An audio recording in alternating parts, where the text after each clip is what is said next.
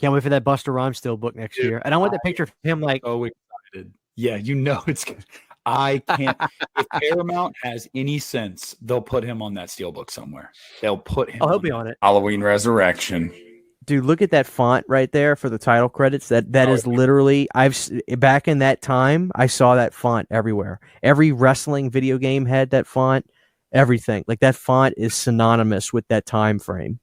People be like, what the fuck does it mean? I'm like, he defines it in the beginning of the goddamn movie. The definition is on the fucking screen. Yeah, it's on the fucking screen. It doesn't make sense. What does it mean? Can you fucking read? He defines it. He fucking defines it. If you don't like Halloween 5, you're fucking wrong, basically. So hell yes for the absolutely generic font for the Nightmare on Elm Street. I think that's the same font they use for the Friday. Dude, it is. Well, and the Blu-ray fonts from the original and this one are like almost identical. To get genuinely aggravated by a film, I feel alive. I felt alive after seeing this thing because I was so fucking mad and so aggravated. Thank God the dislike button doesn't exist. I know. When I watch men.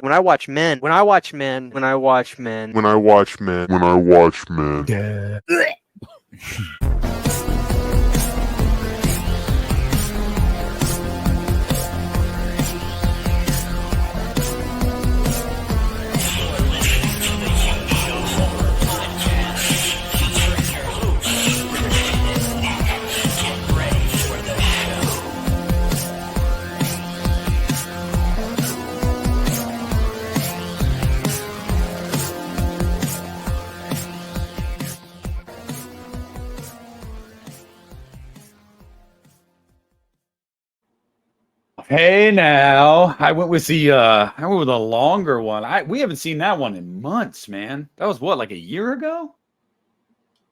Well, it's hard to say now because I think the show started in 2021 or 2, and it's 5 now. So I some of that could have been 2 or 3 years ago.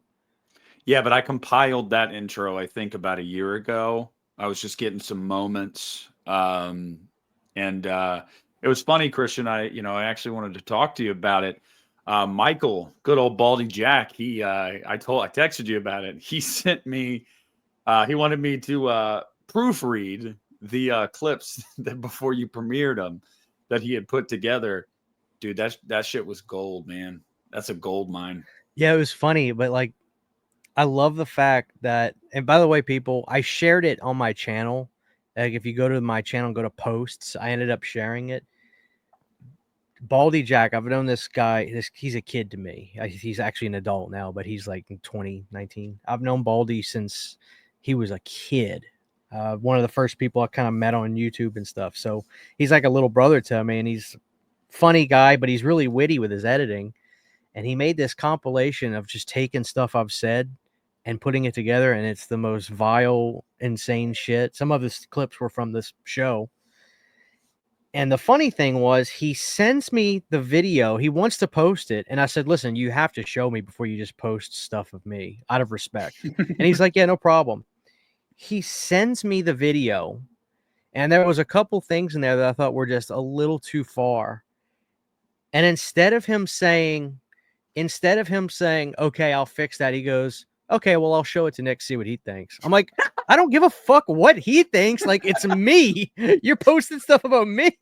I wasn't mad. I legitimately was just, I think I even said it to you. I said, this kid needs you to approve of this. Fuck what I think. But it ended up being great. It's really funny shit. You know?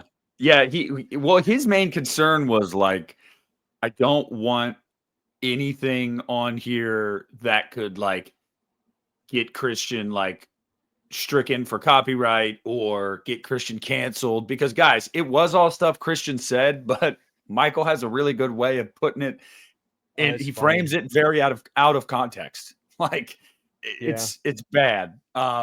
So yeah, no, I thought it was funny. I thought it was hilarious. Anytime he sends me an edit, like, once every blue moon, I'll get a message from him randomly that's just like an edit. And I'm like, oh, hell yeah. Like, I can't wait to watch this. This will be great. Yeah, so y'all check that out.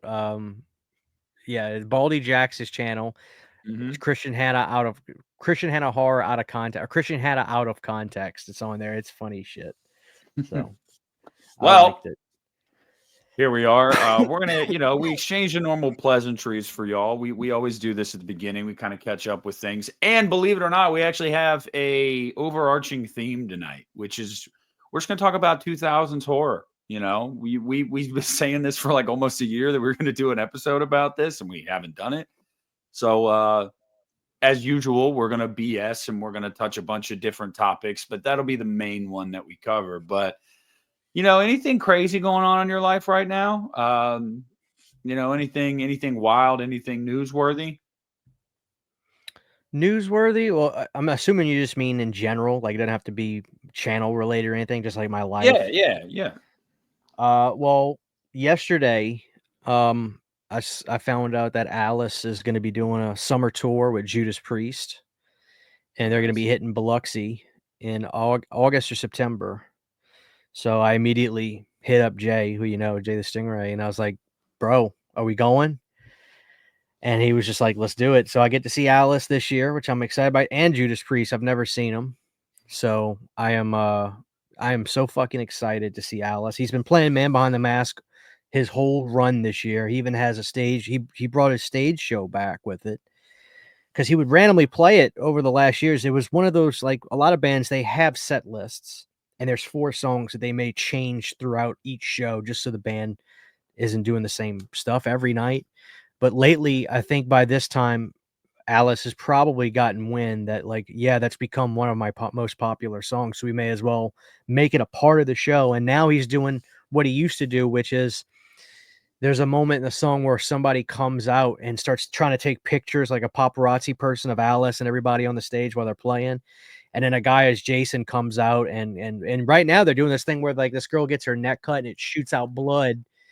And it's really cool. So I've never seen him play Man by the Mask live. This is gonna be the time. I pray to God. So I'm fucking excited for that.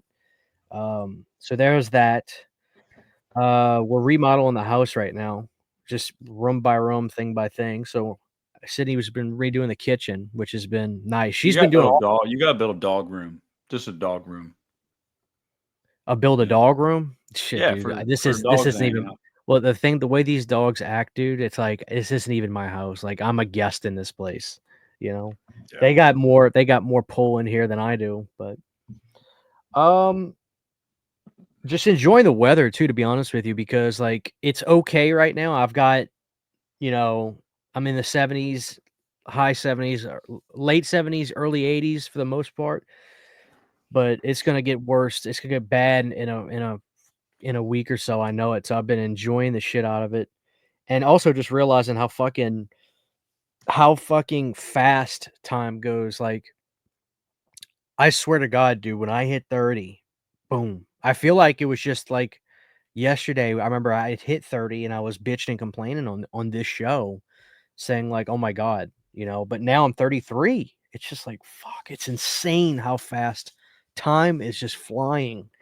So I'm trying to savor every moment. And by save every moment means try not to do anything as often as possible and just sit there and watch TV. Yeah. But We don't what want are to you get. gonna do? Yeah, don't worry, guys. We're not going to bum you out. We're not going to get too introspective. Maybe a It's a little, long show, so but yeah, it is a long show. Yeah, no, you guys are definitely about to get into like the 90s because we're about to get into the 70s. So if we're in the 70s, I know y'all are boiling down there. So Friday is going to be the first day where I think the high is like 78 and sunny. Like it's going to be like, mild summer weather. I'm looking forward to it, man. I'm over it. I'm over the rain. I'm over the bipolar. Oh, it's 40 today. It's 60 tomorrow. I hate spring in the Midwest. I hate spring. I've never liked spring. I mean, spring sucks. Like clocks go forward an hour, which is bullshit. The weather's unpredictable. It messes with my sinuses. My mom got bit by a black widow a couple weeks ago.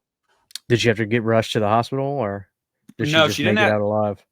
She knew she saw it happen, like in I think it was in her barn. I'm sure my younger brother Landon is watching this. I don't know all the details, Landon. You can let people know in the comments. But yeah, she got bit. I think on the hand or on the arm, but she saw that it was a black widow, so she knew like, oh, I probably need to go to the hospital. She was there for a couple hours or whatever, and she was fine.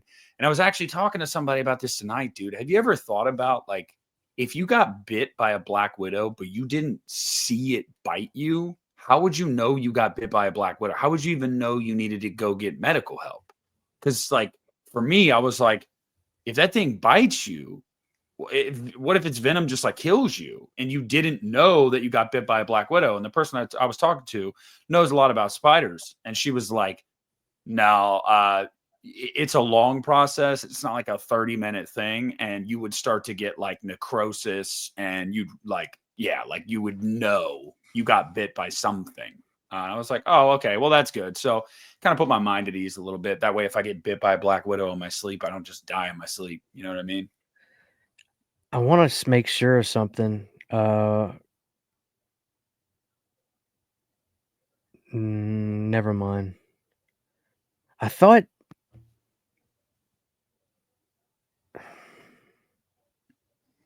Yeah, I was when you were talking about dying from a. Sorry for the dead air, people. Jeff Hanneman, the guitar player for Slayer, he died. He had liver failure, but he was recovering from a spider bite, which gave him necrotizing fasciitis. So I guess he did kind of die from liver. He died from a spider bite, like necrosis, like you said. So a flesh-eating disease which attacks subcutaneous tissue. God, that's scary. Yeah, I don't know, like You fuck with spiders? over snakes. Like I'd rather deal with a spider than a snake because I have a phobia of. I hate snakes. The only snake I like is a dead snake. Hate them passionately. We have like in our backyard, like if you walk outside my back door against the back of the house, I have a closet on the back right side that you can walk into, and it's basically a room with my water heater, right? And we were cleaning out that closet maybe a month ago, and I opened up the door and I was pulling stuff out, and Sydney was like, "Christian, get out of there real quick." And I was like, "What's wrong?" She goes, "Just get out of there." And I'm like, "Okay, what's wrong?" And I looked down. It was the body of a snake's skin just laid out on the like right by the water heater. And it was like 2 feet long. It wasn't little. And I was like, "Holy fuck." I immediately went to Lowe's, got a bag of that snake repellent shit, and I just shook it all up in the room, went back in there like an hour later and finished cleaning stuff out. But no, I have a phobia of snakes. Hate them. Spiders I'd rather deal with all day long. I've held those big those big furry black ones, like Tarantulas. those. Like I remember in school, like we had classes where like they brought them in where they were safe, where they couldn't hurt you or whatever. No, and I would hold those. They didn't bother me. I'd take spiders any day over snakes. Yeah, not me. Not me. I'm not a spider guy. I've been getting better about it as I've gotten older, and like there's certain spiders that don't bother me at all, like your common house spider, your jumping spider, like stuff like that. But the bigger they are, you know, I don't even like I still say that Arachnophobia is one of the scariest movies I've ever seen still to this day, which is funny because it's like mostly a comedy, but that movie freaks me the fuck out. Kind of glad we didn't get that modern remake. I like Christopher Landon, so I would have seen it, but I'm kind of glad we didn't because I just don't know if you need to do that. You know what I mean? Well, we got Eight-Legged Freaks in 2002. Yeah, we did. You know, Yes, yeah, and we which I got that saw that. movie. What was that What movie movie? last year or the year before that? By like a European filmmaker. The spiders were like laying eggs in people's like heads and shit. And I just watched it a couple months ago because people had been requesting that I watch it. It takes place in it's like a high-rise apartment building, and then like the final act, they're like going through the parking garage, and the spiders are like killing the SWAT team and shit. Oh my Oh, god, I can't remember what it's called. But that one was pretty good. I just don't like spider movies like when it's just not realistic. Like that's why Arachnophobia works so well for me because those things look like just like wolf spiders. Like they look like just and they Sting. were real. No, not Sting. Sting was the one that came out last year. I remember that one. I didn't watch it because I thought it looked kind of shitty, if I'm going to be honest. Someone's going to say it in the comments. Like, I know. Infested. Infested, I think. Yeah. There's Itsy Bitsy. I have seen Itsy Bitsy. That was 2019 though, so I didn't know Pretty if you were sure talking it's about Infested because it's from the guy that's directing one of the new Evil Dead movies. Well, That's there why you I go. watched it. Yeah. But yeah, I just don't like when they get too like corny with it. You know, where it's like Eight-Legged Freaks was fun when I was a kid. Don't get me wrong, David Arquette, like it's goofy, it's over the top, but like I don't know, spiders are something that scare me. So like when they take it seriously, it's more effective for me. I don't know. That's just kind of where I'm at on that. But fuck spiders in general. So Christian says fuck snakes. I don't like them. Where you at with gators? I'm not, you know what? The face of a crocodile is way scarier to me because it has there's such this like menacing look to the jaw because it gets so narrow and then rounded. It just looks more evil. Crocodiles look so fucking evil. Yeah. But I mean, I can't tell you the last time I've actually seen one. I mean, I don't see them at all really up here. Down south all the goddamn time, man. All the time. I would have thought you guys would have had them. Gators at least. Oh, I'm sure we do. But I mean, where I live, I the only thing immediately near me in any capacity of water is a man-made pond. Like 30 minutes from me is Lake Darbone, an hour from me is Lake Claiborne, and that shit's out there. But like, if I saw like a gator outside of in my subdivision somehow, there's even way worse problems for that to happen. So it'd probably be the apocalypse, you know. But it was bad in New Orleans when I was living in Miro or Chalmette Miro. It's kind of both the way I live down there. But I remember behind our subdivision, it was straight up swamp area, literally like the Waterboy movie. Like that's what it looked like. And I used to cane pole fish back there, and we would catch garfish all the time. The nastiest, most evil, prehistoric looking animals of all time. It's a half fish, half alligator. And oh man, I remember hooking one in the belly one time, and we got it up my cane pole, nearly ripped the cane pole in half. And my dad was trying to get the hook out of its belly, and the sucker bit him just right on his it was scary shit because they're nasty, evil looking fish. But yeah, I honestly, garfish are even scarier to me than actual alligators. Garfish are fucking creepy. And they got some big ones, some fucking alligator gars, man. Those suckers are huge, and they got them long mouths with all them teeth there. Oh god, I hate them. I go on YouTube, some like stuff I'm afraid of. Like I'll find myself going on YouTube and I'll look up like snake and toilet, which I think is a common phobia a lot of people have. But like it'll be like somewhere in like Beaumont, Texas, where like this old man's like got a stick shoving poking the snake.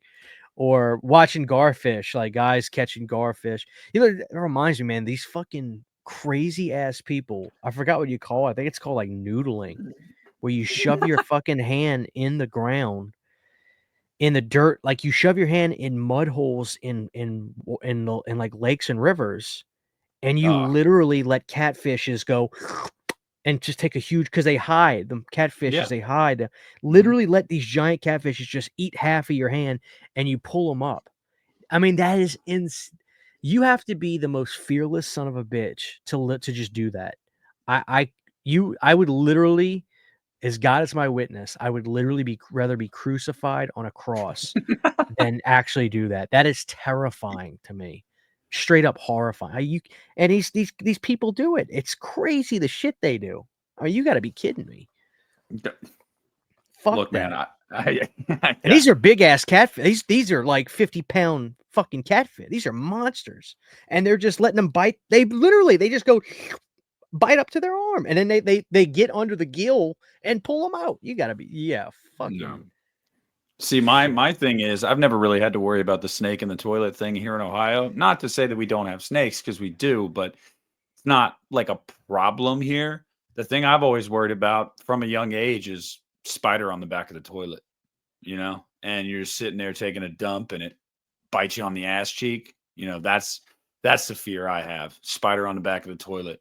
I don't know how some people can comfortably sit on the toilet for like 30 minutes taking a shit, just like scrolling on their phone. Cause like, I don't like to be there longer than I have to be. I need to install a handrail next to my toilet because I'll sit there long enough to where my legs just completely stop working. I'll sit there for an hour. Fucking, I'll read a book on the toilet. Yeah, you're gonna get bit in the ass cheek by a freaking spider one day. That's all right. That's all right. Yeah. That's all right. Yeah. Trying to think. I saw something. Oh no. Yeah. Are you ready yet? Like, are you ready to? Well, you just said it. Go ahead. You're not actually right. You're not actually ready for this. But I was gonna say, I saw your post yesterday. When are you gonna be ready to say that Dream Master's just better? Like when are you gonna be there to be like, you know what, Dream Master? It just has the sauce.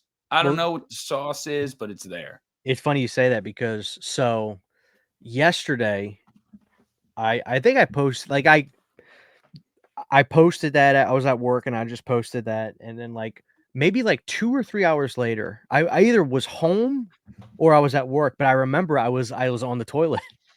And I opened my phone up and I looked at that post. I was like, "Oh wow, there's a bunch of comments on here." And I was looking through them, and it was all people saying. I think I even saw you in there. It was just all people saying, "No, I think part 4 is better than part 3," and I was just like, "Fuck me." So I went on YouTube and let me check it. And I went on YouTube and I said, "Instagram is telling me that part 4 is better than part 3." Let me look at the results. So I have 1,000 votes, and it's 87% part 3. And then it's funny because all the comments on that are like, if you think part 4 is better than part 3, get help. This is a joke. They're trolling you. Like it's it's funny because it is the exact opposite of Instagram. I think I can say I agree with part 4, but I can't just look at the movie. Like, to me, I look at it as the total package. So I'll look at it in certain I look at it in more than just a sense of, okay, let's watch that movie, then watch that movie. The thing I love about part 4 over 3 is there is an incredible soundtrack where part 3 has a couple Dawkins songs in the movie, but as a body of work, as a motion picture soundtrack, there isn't one. There wasn't one. There was only a couple tracks, and Dawkins put out their single for the movie, where part 4 has an amazing soundtrack. There's a great score with that as well. Part 4's promotion was huge. It's no competition. Part 4 had not only, a full motion picture soundtrack with amazing bands like Sea Hags, Vinnie Vincent Invasion, Go West, the Vinyls, you name it, but they also had this incredible and super forward thinking at the time, the making of Nightmare on Elm Street Part 4, which was like a 45 and close to an hour documentary, which had a home video release, had a Laserdisc release. There was so much more in terms of every asset to part 4 in terms of marketing, promotion. The TV show had started at that point. So part 4, there's so much more to enjoy than just the movie. As a total package, it was the absolute pinnacle. And to me, that all matters. All that is, I can consume all that. There's so much more to than just the main course of the movie that part 3 has to offer. So yeah, I think I can say I like part 4 more than part 3. And there's more for me to enjoy. There's so many things I can look up and enjoy and listen to. But maybe that's a nerdy way to look at it. I don't think everybody would look at it that way, but that's the way I process that. When somebody, if you ask me, do I think it's better in that area, in that aspect? Yes, that's my answer. Well, that was 1988. I've heard you say this before. I think you've even said it on here, but like that was peak for Nightmare. Like that was when Nightmare's never been higher than that point right there. Right. Coming off of Dream Warriors and leading into Dream Master, that was Freddy's pinnacle. I mean, shit. Right. I don't know as much as you do about the series, but I know that I don't even think the hype had really died down with Dream Child either. I don't think it was until people went and saw Dream Child and didn't like Dream Child that's when it started to wane. But I think even leading up to 5, there was still a decent amount of hype around Freddy. Meanwhile, God, we've talked about this before, but like Halloween 4 was apparently this huge hit, made like 15 million bucks. It's just like it just wasn't the same. People weren't on Freddy's level at that time. Jason wasn't even anymore. No, it is interesting when I mean, maybe younger fans, because I'm not a younger fan anymore now. I'm fucking 33 years old. I hate thinking about it, but there's people, horror is so big now. So, and I get a lot of viewers on my channel that are 17, 18, 19, 20. And, you learn about this stuff just by watching the movies and stuff. And if you put on any release of Halloween 4 on a Blu-ray or DVD and you go to the special features, they'll talk about how it was a big success, et cetera, et cetera. And it was, but it's like when you take a step back and look at it, I think Dream Master made like 700% of what Halloween 4 did. It's insane. It's absolutely insane. And yeah, part 4, it really is. I mean, and the irony is, it's just like I think if Halloween 4 had done 28 or 29 million, it would be looked at as like literally in like insanity. And I think that's what Dream Child did. But for New Line, that's how big Freddy was. That 29 million was like, oh, we got to wrap this up. We're done. Like like when you look at it in that aspect, that is nuts to think about, because it was still huge. And then Freddy's Dead was fucking, I think, really It made big. more. It made more than 5. So, yeah.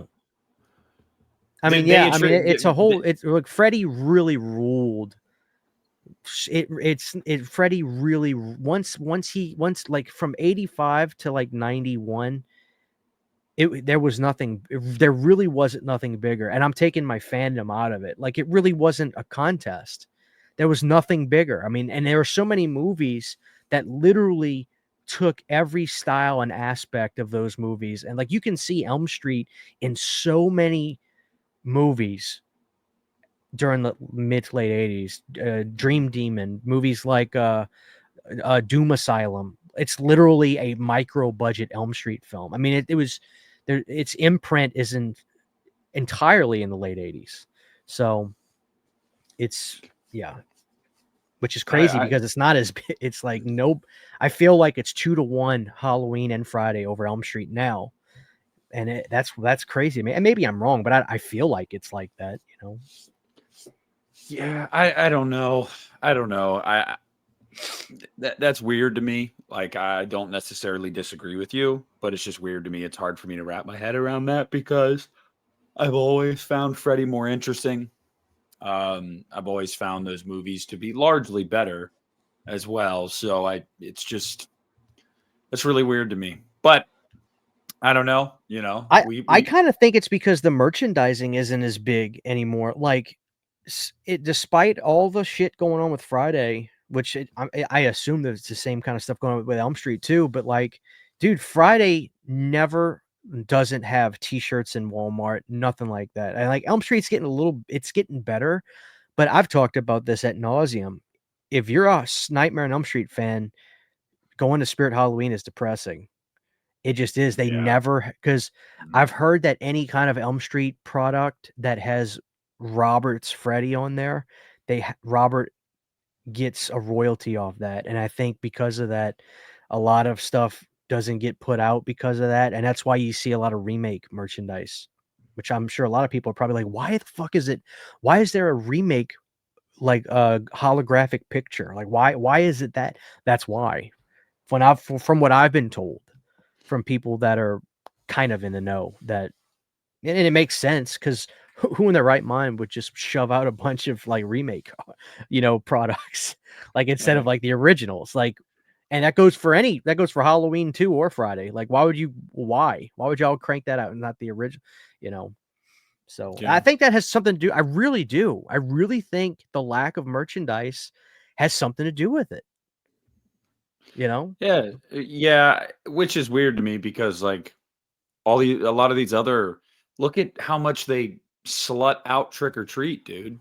That movie was almost 20 years ago. It's Like, bigger. It's literally bigger than ever now yeah, because of it, that. it was almost 20 years ago, and they're every year it's like their Trick or Treat stuff gets bigger and bigger, and it's just like clearly you're showing that we don't need to have an active movie in development for y'all to want to make money off of this thing. Like, so I don't know. It's got to be a rights thing. It's got to be some kind of royalties thing.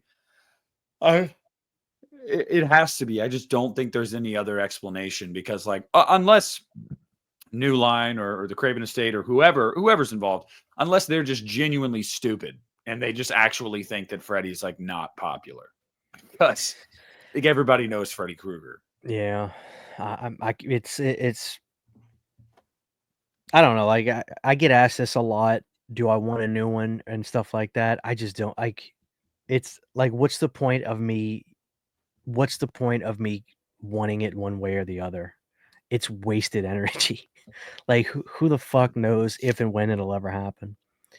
Yeah. But I'll tell you what, dude, like, as much money as Spirit as a company and all that is worth, I almost wonder, when are they ever gonna actually get involved in, like, making movies or something? Because like, when they did that Spirit movie with Christopher Lloyd, it's stupid, don't get me wrong, but it's like, I almost wonder, like, if they would ever become some sort of production company or something to where they start getting involved with movies and shit, because, like, they get that company has to be worth like Spirit, whatever, Spirit Core, whatever you would call it, whatever. But they have to be Spencer's worth. Gifts. Yeah, the parent company. I knew that, but like, I'm just saying, like, that corporation is probably worth so much money because of the success of Spirit. It's like, I can't believe they really haven't diversified into something like that, like movies or something, because it's just like, fuck, man.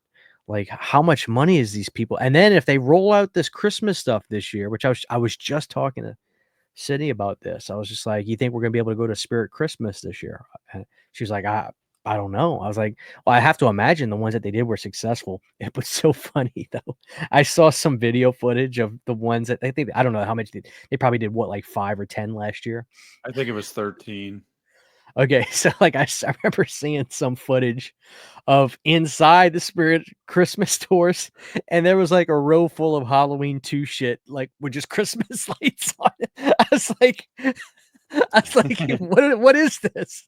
I thought this was Christmas. And it was a bunch of because they got the license for they Halloween 2 is all like, if it's Halloween related at Spirit Halloween, it is based off of Halloween 2 because that's what they got the license for. And they slap that fucking logo on everything. And sure enough, I see rows of like fucking Halloween 2 Christmas wreaths and all like Santa hat, Halloween 2 Santa. It's just like it's all still Halloween 2 shit. Hey, I'm just like, what the fuck, man? That's I'm just gonna Christmas.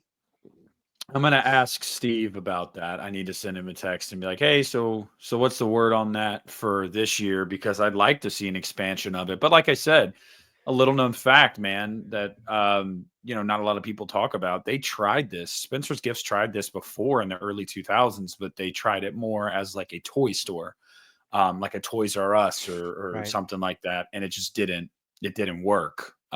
So I, but I mean, I hope, I'm sure with them being such limited in number too, I'm sure a lot of people went to them. Oh, yeah. I mean, I'll find out. I'll see if they're expanding this year. But yeah, so okay, 30 minutes or so of pleasantries and BS. Why don't we just go, balls deep right into talking about some 2000s horror? And there's really no way to structure this properly. So I guess I would just start off like, you and I are a couple years apart, basically the same age, grew up in the same era, watched a lot of the same shows, movies, did a lot of the same shit. Okay. So you remember probably in your most formative years, the early 2000s, you know, being 10, 11, 12. And that's when you're really starting to like explore some of this stuff for yourself. And the first one that I remember seeing, let's just start with the early 2000s, like I said, and go with that era. When it comes to that era, like what are some of the ones that stick out to you from that era? You know, the early 2000s. Do you have like was there a eureka moment? You know, a young CHH like, holy shit, with a movie that came out in that era? 3 movies I could think of right off the bat. Number 1, and it's crazy because this movie's still a hidden gem, was Frailty. Jeepers Creepers, of course, and also The Ring. Those 3 were very, very impactful in my life. All 3 of those, big time.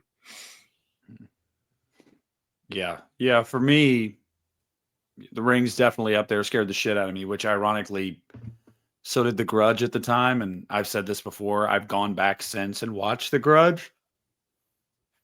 And I'm like, dude, this movie's ass. But The Ring was definitely one. Jeepers Creepers. I was actually talking to somebody the other day that I think Jeepers Creepers is arguably one of the best horror films of the last 25 years. It was Jaden. It was Jaden because he was like, he said it was overrated. And I said, dude, you're kidding me. If anything, it's underrated because of the stigma there with the director. Like there's a that's his Friday the 13th is what you're saying. Oh no, we both agreed on Friday. My point is he's too goddamn young.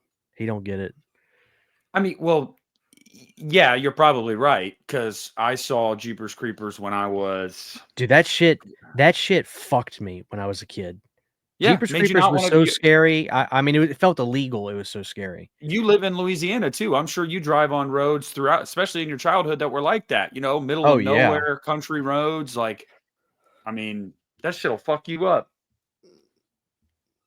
So there was that, and then the one that probably sticks out the most for me is Texas Chainsaw 03. That one, and that was just because, dude, I thought that shit was real. I thought that shit was real at the beginning. I thought that was real footage the first time I saw that movie. I was like, how'd they get this footage? How are they showing this in theaters? Like it was, I would even say, I know this came out at the end of the 90s, but Blair Witch kind of bled into that era for me too, because I think that's when I watched it. It was like 2001. Yeah. 2001, 2002. So like that was a really important movie for me too. It's just, I'll tell you what, man. But yeah, those are the ones that I go back and think about like the most. But that was an interesting era because like the turn of the century, I guess, or millennia, right? It'd be the millennia. Yeah. Turn of the century, yeah, same thing. Yeah, whatever. Okay. Horror was in a weird place. It really was in a weird place at that time. And I feel like we had some bangers come out that had a lot of potential. I mean, I guess you could still make the argument that Jeepers Creepers is a franchise, but is it really? Like, I guess so. You know, there's enough of them to call it that. Yeah, but There's 4 of them. Can you imagine fumbling an idea so good though? You know, like something that you could have turned into like 10 movies, made hundreds of millions of dollars off of. Yeah, well, I don't hear people talk about this so much now because, you know, I remember when part 3 came out and finally like the seal had been blown off of everything that happened with Victor. I remember as a kid when I saw part 2, which when I was a kid, I loved part 2. And a lot of people talk about how basically it's the movie is Victor telling the world who he is, which I see it now. But obviously as a kid, I didn't, you know, but when I was little, the biggest thing was everybody that saw the movie, we all talked about the ending and we were like, oh my God, can you believe the next one? Like what's going to happen? Is he going to fall asleep when the next 23rd season happens? Is he going to like have to walk away for a second? What's going to happen? How is you know, how are they going to stop it when it comes back? And like that's one of the biggest crimes to me is that I never got that follow-up moment with Ray Wise right there. You know, we never saw what would because it's probably one of the coolest endings I've ever seen. I love that ending. It's just such a cliffhanger ending, you know. And I think that one was like 2003. I think it came out pretty quick after. I think the beginning of part 2 is fantastic too, but it's really hard to watch part 2 and not just hear everybody talking about he licks at the guys. All he does is lick at the guys through the window. I'm like, oh God. Like it does ruin it for me. And you know, but as a kid, dude, I liked 2 more than 1. I loved 2. But I don't think in retrospect it's better by any stretch, regardless of all that. I think 1's really good. And for me, what was really scary about 1 was just that pit with all like it doesn't make any sense now, but like as a kid, like my imagination would always take over. And I was so I really do like we could talk about this later in the video, but like the late 2000s was the last era of me watching movies innocently and not sounding like I actually am some sort of movie critic, which I don't even think I am now, but like not watching movies with the intent of reviewing them or talking about what I think is good or bad about them. I mean, the late 2000s was the very last year where I just watched movies innocently, and I miss it so much. But the scene where he falls into the pit, it's like, why does everything look like petrified wood, and why do they all look like porcelain dolls? They don't even look like humans on the wall. But it didn't matter. As a kid, like I was just like, oh my God, how did he do that? And it just freaked me out. And I think what's so scary about that, which I give so much credit to the actor, Justin, is how freaked out he was. That sold it for me, because that could have been so hokey in a sense, especially watching it as an adult. But man, Justin's face when he gets out of the cell or the whatever, the hole in the ground, was that's what freaked me out. It's just because that guy's not acting. That shit really happened because he was so good. I think he's an underrated actor, Justin Long. I think he's really good. And that's what I remember as a kid that fucked with me the most, was him being so freaked out when he got out of the pit. Oh, God. Bothered me for days. The thing that bothered me was that he chose to go down. You know, like I get it. I get being curious. I mean, shit, I was too. You're watching the movie as a viewer and you're like, I wonder what's down there. But like, even as a viewer, we saw what him and Trish did. Like, buddy, that was a body. Like, I don't need to go down there to look. That was a body. So like, I get the curiosity, but the fact that he just literally goes head first, I'm like, dude, you're insane. I even the first time watching that like really messed me. Like, it just messed with me because I was like, I cannot think of a scenario where I would have done that. Like, where I would have been like, oh, I got to go down there. Like, no, especially because what if there's no way up except that pipe? You saw that fall, dude. He ain't getting back up from that pipe. And then what happens if old boy comes back while you're down there? You're cooked. You're chicken fried, motherfucker. Like, there's so much about that that's just like unsettling. But yeah, man, Jaden is, you know, he's an ass clown. And, you know, and I tell him that a lot because in his simplistic way of putting it, it's just a mid, not mid 2000s, like mid as average 2000s creature feature. And I said, dude, no, it's not. Like, it's not even a creature feature to the last like 20, 30 minutes of the movie. Like, a good hour plus of that movie is a suspenseful, creepy ass like mystery. Like that. If you want to say that about the second one, I get it. But the second one's really fun. But, no, it's not. Well, you know what I mean. You know what I mean. It's the reason that you and I liked it as kids, because it was like, oh, this is more like an action movie. This is like when he throws those human throwing stars at the bus. Like, I remember as a kid, I was thinking, oh my God, look how fucking cool that is. That's what I'll say. Not fun. It's high octane. Like, it's a very fast paced movie. Yeah. But the first one, I think, is much more old school, like slow build. This is what I'll say, and this just goes for anybody that may have an opinion about them. If you have an opinion about the movie with Victor, that's totally fine. Have that opinion. That's your God-given right. But the people, and I'm not going to single out Jaden or anything. He can, he's entitled to his opinion just like I am. But I really think it's important, and I don't like saying this because it's not really fair, especially if you are younger. But I don't think people like, and I have movies where I'm like this. I'm not a big fan of Rosemary's Baby. I find the movie boring. But the people that are older than me that love it, I can tell when they talk about that movie, they definitely are remembering the experience and the impact that movie had. And that I don't think it's a bad thing to count that and factor that into your when you describe the movie and talk about the movie whether you like it, because in the early 2000s, this was like I felt like this is one of the last times in my life where genuine, true, organic, good stuff rose to the surface. Like Sixth Sense was a phenomenon. We talked about it in school. We all said the line, "I see dead people" to each other. And Jeepers Creepers was the same thing. I remember this was before we had the internet, but it was dial up. Nobody was just getting on it, especially us. Like we had it in our house, but it would be a thing my dad would get on for like 10 minutes at night. AOL chat rooms, man. And I wasn't even doing that yet. That wouldn't be for another at least 2003 was when I started doing that. But I just remember Jeepers Creepers was I remember it being a genuine phenomenon. And we talk, it's easy for us to look up the box office numbers nowadays, but we don't really know what the VHS sales were for that. And like, I would imagine that. Oh, it was a hit Jeepers in theaters, Creepers, Christian. It was a hit in theaters.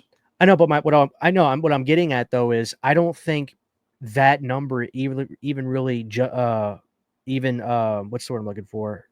It really tells the story of just how successful and how big that movie was. Because I would imagine the VHS and DVD sales and rental sales of Jeepers Creepers had to be at least like 50 million, at least, because it was a genuine phenomenon. I do remember it being so big that my whole entire family were talking about it, and my mom being like, I remember dinners with the family, and we never talked. We weren't a movie family. I didn't grow up in a family that just was like a cinephile family that they saw the average person goes to the movie theater twice a year on average. Like the average person, like that's what my family was. But Jeepers Creepers was so big and was so impactful that my family were all talking about it.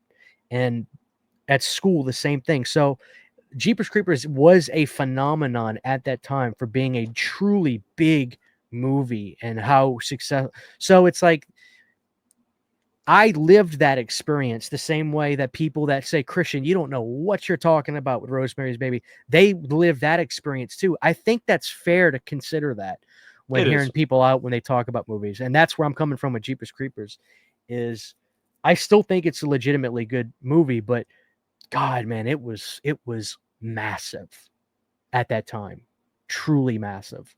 So, and that's the irony is like a movie like Frailty, which is a movie I recommend everybody saying is nobody saw it when it came out. For some reason, my mom rented it, probably just because of the cast. There were big names in it, but that movie fucked with me worse than Jeepers Creepers or anything. I mean, truly bothered me for days. I couldn't even go outside. It was so just creepy.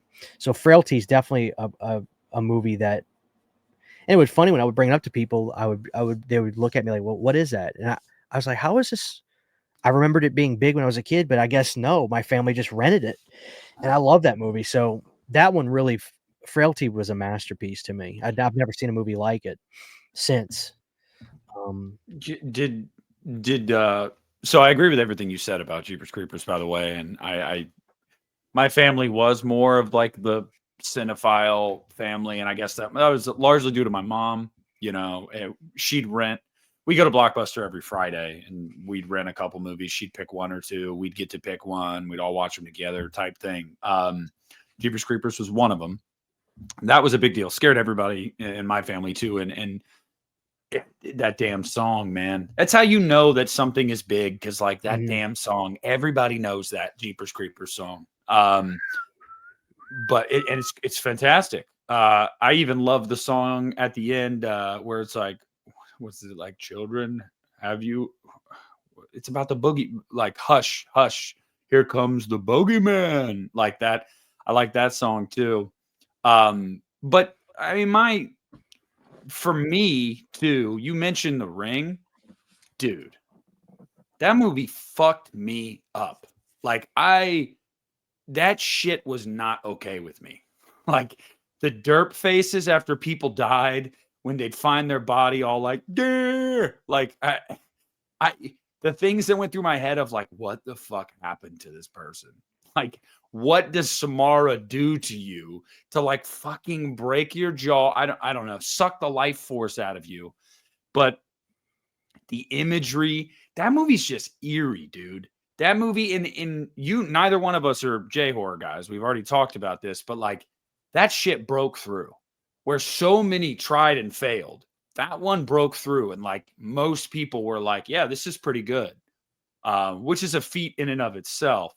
But did that movie make you afraid of like, because it was that movie and White Noise that made me afraid of like the fucking static screen on the TV. I didn't want that shit. Like, Yeah, I mean, here's the problem with The Ring, though, and I say it's a problem. I have not gone back and watched it probably since like 2007.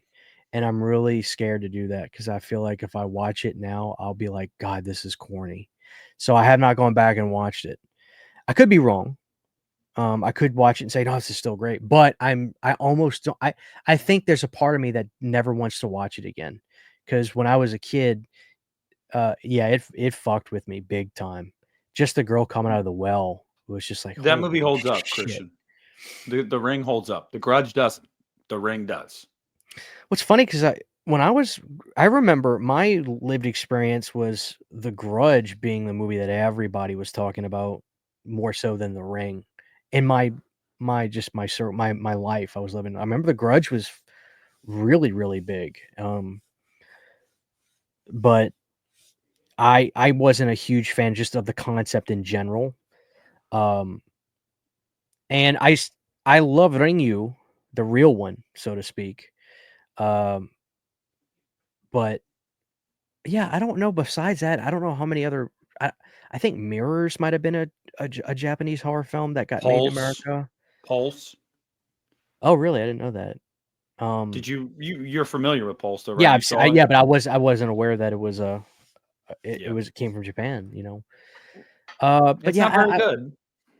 I didn't like The Grudge as a kid. I wasn't really affected by it. I mean, I like there's a couple scenes where they lift up the blanket and stuff, but no, I didn't really. It was so out of pocket to me, the concept, that I wasn't really. It was too weird for me to be afraid of as a kid. So I watched it. I remember we rented it because it was big. It was really It big when was. it came out. But I wasn't really bothered by that. But The Ring really bothered me. The Ring Well, I really mean, bothered me. I'll forever be thankful for The Grudge for one thing. It gave us one of the best moments in the Scary Movie franchise. I mean, Scary Movie 4 ain't great, but that moment in Scary Movie 4 when she's talking to the little boy at the top of the steps is comedy gold. Oh, Like yeah.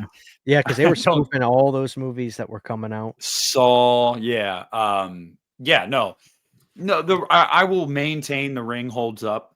And I'm not, guys, if you're more of like a Ringu fan, that's fine. I'm not trying to Ringu. compare I'm not trying to compare the two, but I would say that The Ring holds up. I do not believe The Grudge does. Uh and that reboot was terrible too. But there was another movie that came out in the early 2000s, and I'm curious to see when did you first see House of a Thousand Corpses? Because I didn't see it till Devil's Rejects. I saw House, in 2004, and it was the biggest mistake. So, I think it came out in '03, and then it hit Blockbuster and stuff in 2004, and I remember my introduction to Rob Zombie was through wrestling 'cause, there was a wrestler named Edge who used, uh, "Never Gonna Stop Me." I forget the name of the Mhm. song. "Never Gonna Stop," I guess is the name of the song. Yeah. So he came out to that, and that's where I was really introduced to Rob, where like I knew him by name. I had heard Dragula on the radio and stuff, and I think my uncle had Hellbilly Deluxe on a cassette. But that's where I became like a big fan of Rob, was like 2002. Um, so by the time we found out about his movie, my whole family, my dad, it's funny, like my dad loved Rob Zombie's music. He loved the band. So he was a big fan. And there was a weekend where my parents went out of town to go do something. I think they were just going out to go get away for whatever. And so we were staying at my grandparents' house. And because House for a Thousand Corpses was a Rob Zombie film, my parents were okay to rent it for me and my brother. This was 2004. So we were kids. We were early teenagers. I might have even just been 12, 13 at the time. And my brother might have been 14, but we were younger. But I remember my grandparents put it on the VHS. They bought they rented the VHS. We watched it and we were shocked. I just remember like, what the fuck is this? And because I had never seen anybody do a movie kind of like a music video in parts where it's just like, I just remember being so weirded out. One of my favorite parts of that movie is they cut to this older black gentleman, and he's just like, "This is hell. This is hell." I just remember being like, "What the fuck is this?" Oh yeah, yeah. And that scene just like freaked me out. But no, like it was insane. And my grandparents were watching it with us, and they were like, "We may need to turn this off." And we're like, "No, we're fine." But no, it fucking freaked me out, man. It freaked me out because of like Tiny in the movie was like scary as scary as hell as a kid. Mhm. But that's when I saw it. Like my grandma reamed my mom when they picked us up on Sunday night. You let them rent that? Did you know what happened in this movie? Like, oh, it was nuts. So it was a whole fiasco, but we were able to see it because my parents were like, oh, they listen to him. He's fine. He's safe. Rob Zombie's safe for the kids. He's got a song for a wrestler. What's the big deal? Yeah. Well, no, it's. I was actually talking about this the other day with someone, and I'm curious your thoughts on it while we're talking about House. Do you at all wish, and a lot of people will make the argument that Devil's Rejects is a better film. I know you and I both prefer House of a Thousand Corpses, but I think if you're like objective and you say that Devil's Rejects is a better film, it probably is. I don't prefer it, but it probably is. But I almost kind of wish he had kept more in tone with House of Thousand Corpses and style. Like, I wanted Otis to remain like albino Otis. Like, I wanted Baby to remain this like aspiring showgirl nut job. Like, I loved their vibe and their energy in the first one.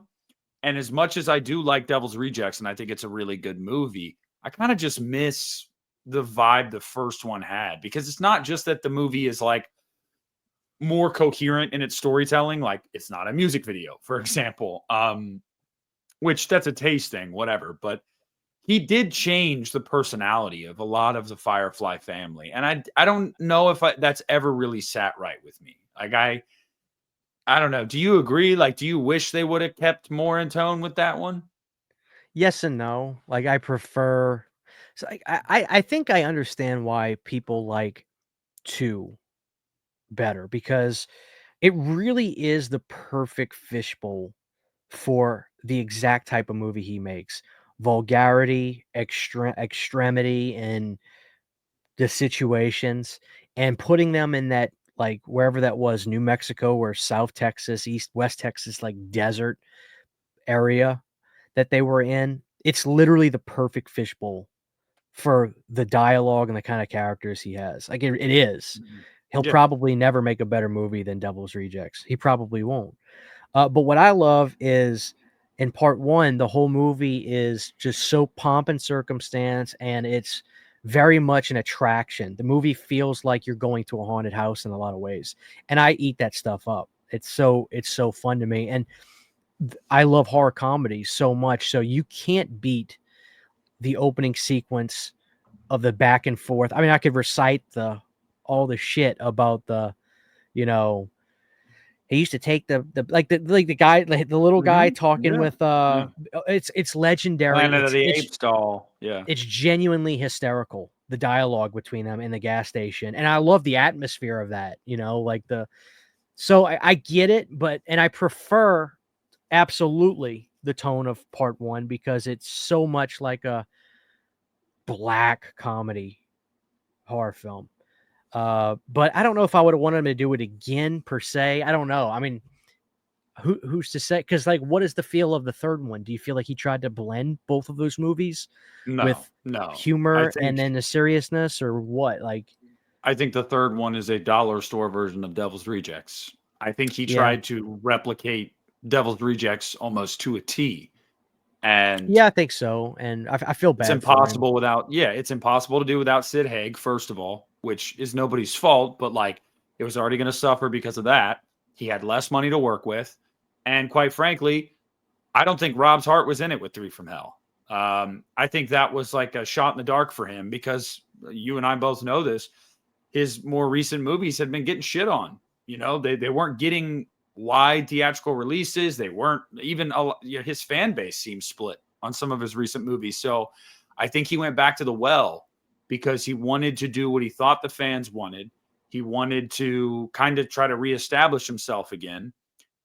And I mean, you can tell, man. I feel like the movies that are Rob Zombie's best for me are the ones that you can tell that he really had something to say with them. Uh, and I don't think he had anything to say with Three from Hell. I think it was just like, this is what people want, right? And he Well, just, I feel bad for him because I don't know how known this is, but he's talked about it. I mean, he talked about it on Charles Band's show. I never realized that. No, Sid Haig was going to be completely in the movie, but he was hiding his own health from Rob because he wanted to do the movie so bad.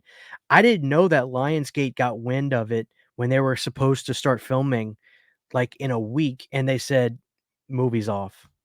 And he literally rewrote in a week a new character. Of course it wasn't that great. Like yeah. he probably should have just not done it. I kind of feel bad for him. I don't necessarily agree that his heart wasn't in it. I think he was up against the wall and he probably just should have done it looking back. It was fun when it came out, but Well, could, it's aged like milk. I don't think it's that. well, couldn't the two be this?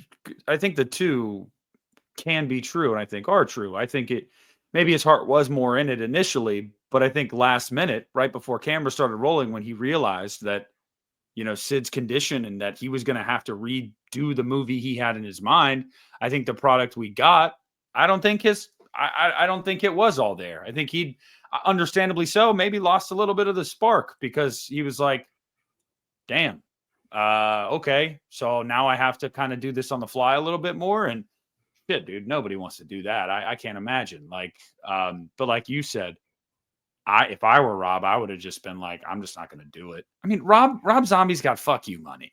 Like, I feel like anybody. yeah, I feel like each movie is like the first one is the Spalding film. The second one is the Otis film. And then the third one is the baby film. That's the way I feel. And I almost feel like maybe that was part of it too. You know, like he kind of has a film for each. That's the way I feel. I mean, you could argue, well, technically Otis has the most memorable scenes, hands down, without a shadow of a doubt in the second one. Captain Spaulding, without a shadow of a doubt, has the best scenes in the first one. And then Yeah. clearly it felt like he was trying to make 3 the baby film. You know? But And I will say, I like Sherry in the third one. I actually do like Sherry in the third one, but and it's kind of impossible to not like Otis. Like, I think Otis, you know, he's pretty good in most things that I think every time we've seen Otis, like he's been good. But yeah, I don't know, man. I don't know what it is. It's interesting, and but like you said, I really do feel the same way that just maybe it shouldn't have happened given the circumstances. And you said it best. I actually think 31 is aging better for me. It's still I don't know if it's my least favorite of his anymore because it might be Three from Hell, dude. I think Three from Hell really is aging bad. Like I go back and watch that thing, and they even tried to replicate the fucking motel sequence. Like they tried to redo that sequence. Clint Howard randomly shows up for no reason as a clown. Like there are moments in that movie where it's just like, what were you doing? well, Like, I think the absolute I almost wish he would have made it a courtroom drama, or something, because the opening 10 minutes of the movie is fucking amazing, where they're showing like the vintage police footage and Yeah. the people that are like that became almost cult members for him, like they were the helter skelters of the world. All that stuff was, I thought it was absolutely fantastic. Once we get Sherry out of prison, that's where it's just like, oh man. And like Yeah. the finale, it feels straight to video, very much straight to Oh video. The God, one dude, the look, CGI blood is terrible, and the Mexico shoot off and everything. It's yeah, well, bad. I'll forgive the CGI blood, but like just the fact that it was this one location thing where Yeah. it's funny because like I think by definition, Three from Hell is a road movie, but it doesn't feel like a road movie anywhere near to the level of the way Two does. Two really feels like a road movie. Yeah. So I don't know, like, and for the record, no, I think 31 is leaps and bounds better because Rob had nothing to say, so he was just making Yeah. he was making a video game as a movie or whatever. He was just making a horror themed, a Halloween themed movie. I love 31. I like it so much every time I go back and watch it. Sydney loves it.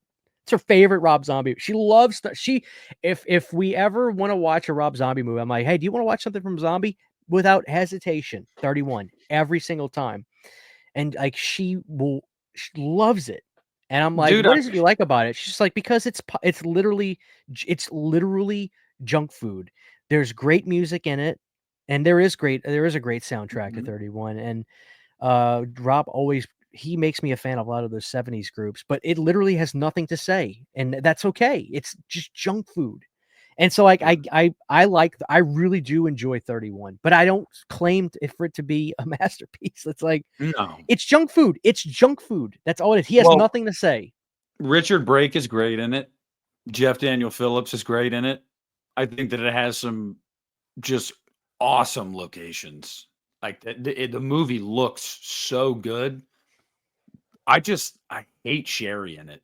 Like, and I get it. People claim that she can't act. That's just not true. She's done plenty of performances where you can tell she's got chops. Like she can act. And Well, I'm without question, 30 Salem's Lot. She was great in whatchamacallit. Lords of Salem, but I think her best performance personally for me was as Deborah Myers in the first Halloween. I really, really liked her in that role. And I think that she actually got to show some range in that movie. Because in a lot of Rob's movies, she doesn't show a lot of range. She gets like one personality trait. And it's like, okay, this is who you are for this movie. And to her credit, she does really well with it as Baby. But when she got to show a little bit more range, I was like, okay, you can't watch her as Deborah Myers in the first movie, at least, and say that this woman can't act. Like, she can act. But, like, I'm not looking for Oscar worthy shit here. That's not what I'm looking for with 31. But I just think she's really bad in it. And I don't know. And I hate that he tried to like recreate Devil's Rejects ending too in a new way of like, we'll have this standoff in the middle of a roadway and then a classic song blaring and they're going to slowly approach their potential demise ? I was like, Rob, you're better than this. But aside from that, it is fun. I mean, yeah, but I don't know. We could go on. We've done episodes on Rob Zombie, guys. You know how we feel about that. But we're both big Rob Zombie fans. But we get into the later 2000s and like right before the remake craze really kicked off, because you did have, I think 03 was Texas Chainsaw. Was it 06, 05 or 06 with it When a Stranger Calls? I think that was 06. Black Christmas. But I don't think the remake craze really rose to prominence until about a year or so after that. And like right in the in between there, I think are inarguably one of the greatest horror movies to come out over the last 2.5 decades came out, which was The Descent. And I don't know how you watched The Descent. See, I could be remembering this wrong, but back in the day on Xbox 360, you could go in the Microsoft store and like buy movies. Do you remember that? I wasn't an online Oh, Xbox okay. guy Yeah. ever. So you could like rent and buy movies in the Microsoft store. And I remember we were trying to convince my friend's mom to let us rent The Descent because we had watched the trailer and we were like, dude, this thing looks so creepy. And she ended up putting it on her card, and we went in the basement. It was me and my two buddies. We turned all the lights off, and we watched The Descent. Dude, that movie fucked me up. Like the first time I saw it, and I'm not claustrophobic, but like that movie will bring out any little bit of claustrophobia you have in you. But I just thought the movie was so good. And that movie's kind of taken on a life of its own. 20 years now since it came out. I think it's widely regarded as one of the best of the 2000s. Oh, Do you yeah. remember like the first time you watched that? Like 2017, 2015, somewhere. I did not see it when it came out. I Really? owned it Wow. for years, but I never watched it until years and years later. I think it's fantastic. There's a lot of these little movies. When a Stranger Calls, I didn't see till like 2013 or 14, which I think I remember liking. I remember one of them being real shitty. It was probably Prom Night, if Prom Night. It's memory terrible. Saw it serves. in theaters. It's awful. Yeah, and I think the April Fool's Day remake wasn't that great. But no, The Descent is fantastic. Like I said though, I just never saw it for one reason or the other up until years and years later. And the funny thing is, I owned it probably since 2010, but it is fantastic. It's got a great opening. The opening's not even necessary, but it really does make the movie. It gets you alert. It's so alerted with what's about to happen. Just your senses are so heightened in that opening sequence, and it's effective even on rewatches with the dad and the kid. So I think it's great. What is that, an Australian movie, or is that? I believe so. Yes. Yeah, I'm pretty sure, because I get the Australians and the English people confused. Sorry, I'm from Louisiana. But yeah, that's a masterpiece. Is there a sequel? Sadly. Yeah. Okay, I don't remember that one. I'm sure I've seen it, but I don't remember much of it. And I want to be fair to anybody that likes it. And I'm sure you'll at some point in your life go back and watch the second one again. Just be like, oh, I don't remember this. I want to give this a watch. The Descent 2 is actually really good up until the end. It plays a lot of the same beats as the first movie. It's like a lighter version of the first movie because you've seen it all already, but it's still working well enough to where you're like, oh, you know what? Okay, this is working. Like, I'm not hating this. And then the character turn in the climax of the movie that completely undermines the arc in the first movie pissed me off so bad that I was like, nope, done. I think I want to get their names right, but Sarah was the one, I believe, that was banging, or no, Juno was banging Sarah's husband. Or maybe I got it in reverse. And in the second one, I believe Juno or Sarah, it's one of the two. I'm mixing up their names, but goes to save the other one when she's about to get out. The person that she should not have saved, she had no reason to save her because she probably wouldn't have done the same thing for her. And after the arc of the first movie and all of that betrayal and all that shit, it's just like, you know what? I know I'm home free, but fuck it.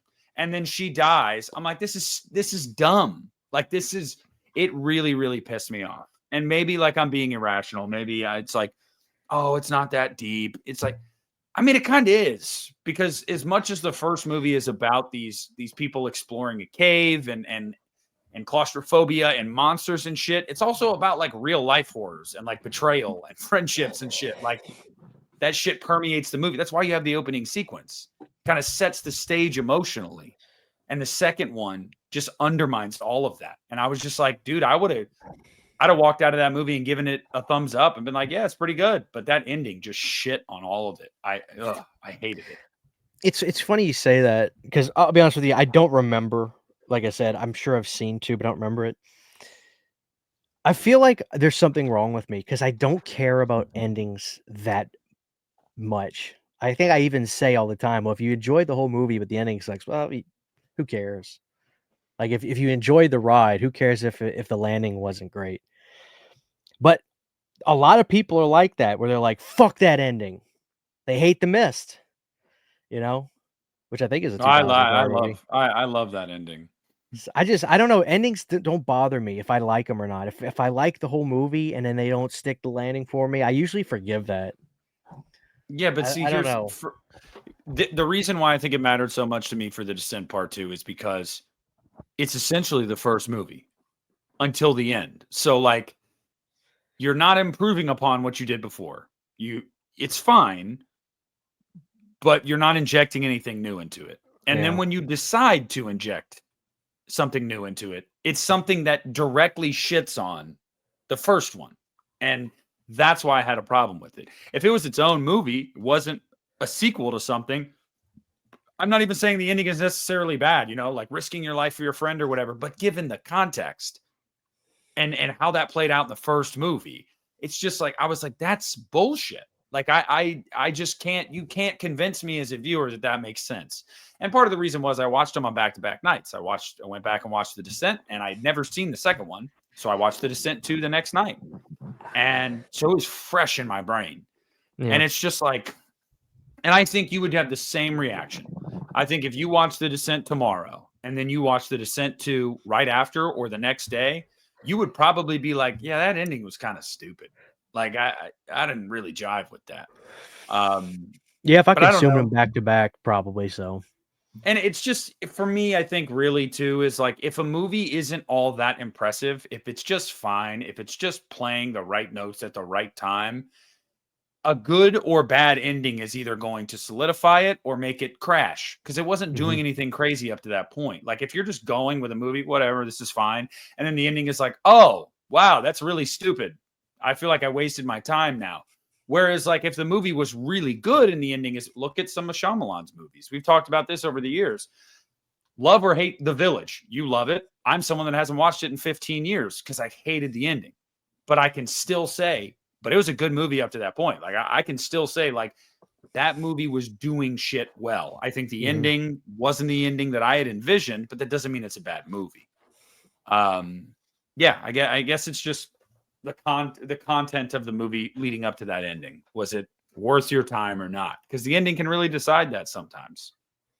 Yeah, and Shyamalan's movies are a whole different animal because his whole thing about his movies are the endings. Like the endings are the big reveal and a lot of that stuff. So I definitely can understand. I could be more lenient on people saying good movie, but fuck that ending. Like him, I get it, because that's his whole thing is the endings. And that's another guy that stranglehold on the 2000s. Like he was, he did huge. Yeah, we didn't even talk about how well, we've talked about Signs on here many times, The Sixth Sense. Like, you guys know that even The Village, dude, The Village was big when it came I'm out. talking That movie was theaters. a big deal. Yeah. And he was the PG-13 guy, so his movies my parents had no problem taking me to his movies. That might have been the last one I saw in the theater, though. I think he did something about like a swimming pool or some shit after that. That came out a couple years later. I remember seeing something that he did, but I don't remember liking it, whatever it was. Did you see that video that was going around? It kind of went semi-viral on Instagram Reels of this dude making the case that Signs wasn't about aliens, it was about demons. And he like broke it down, and I listened to it and I was like, not only is this stupid, but the comments were great, man. People were like, yeah, no. Well, I have not seen that, but my mom used to tell me that she never saw the movie as being about aliens at all, but it was about faith and God, It which is seems about very, faith. which seems very, I don't see why anybody would it's huge. It's a whole, of course that's part of the movie. I mean, he becomes a preacher again at the end because he got the sign. Yes, He but got his, but no, my thing was, I haven't heard. You have to explain to me I what mean, that long guy was story saying. short, he was mentioning things throughout the movie about how like water is their weakness, holy water, like the person he went at that they mainly targeted was a former pastor that had lost his way, like blah blah blah. And like, sure, but you're reading into the wrong things. And like anytime anybody takes the time to break something down like that and try to give their explanation for how they could see it a different way, like more power to you. Film is subjective at the end of the day, but no, I think that the point of Signs is they're very much extraterrestrials. They are aliens. And the reason why he's just our main character, he's not the only person the aliens went after. I mean, we see him at the fucking like what bar mitzvah or whatever, quinceanera, whatever that is. Yeah, Like, that was in a different country. So yeah, they yeah, took over all over the place. yeah, like he's our focus, and the idea is that like it brings him back to his faith. Yeah, but these aren't demons. They're creating crop circles. Like they're fucking aliens. I understand how you can read certain things out of it. But I know that people that a lot of people that are heavily religious, like they find hidden meanings and their own meanings in certain things, and that's cool. Like, but yeah, no, Signs was huge. The Village was huge. I think Shyamalan, from like The Sixth Sense to The Village, was like the hot director at the time. Like he came out with a movie, and because I remember just in my experience when The Village came out, my mom, we rented it the weekend it came out at Blockbuster, and she was like, "Oh, this is his new movie." Everybody was riding that high because the dude he'd put out a couple bangers right after one another. So, and I think The Village was the moment when people started to get off the train, where they were like, "Okay, wait a second," and it was that ending. Now, as much as I don't remember liking that ending, and I've only seen the movie twice. I saw it when we rented it when it first came out, and I saw it a couple years later when I was like late teens, early 20s. So it's been at least 10 years since I've seen the movie. But as much as I didn't want the ending to go that way, I always give Shyamalan respect for having the balls to do that, to subvert expectations like that to the point where it's like the viewer, even you, someone that did really dig that ending, and it's split. 50% of people love it, 50% of people hate it. Yeah. But every single person, whether they loved it or hated it, they had so many fucking delusions of grandeur in their head before we got the answer. Like that movie makes you go, "What the fuck is going on?" I get, to me, it's like the scariest thing about the movie is the fact that this group of guys are the only ones in the know that they're living in the year 2004, and everybody else thinks they're living in 1812. Like, that was terrifying to me. That's essentially a cult minus the religious aspect of it. That when I found that out, I was horrified by that. And I guess I'm the only one. Like, to me, the ending was the scariest part about the whole thing.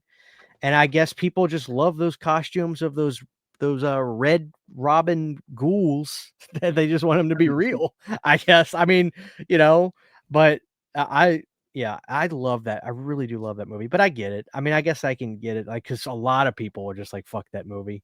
But I thought it was his best cast he ever had. That's a young Bryce Dallas Howard in that movie.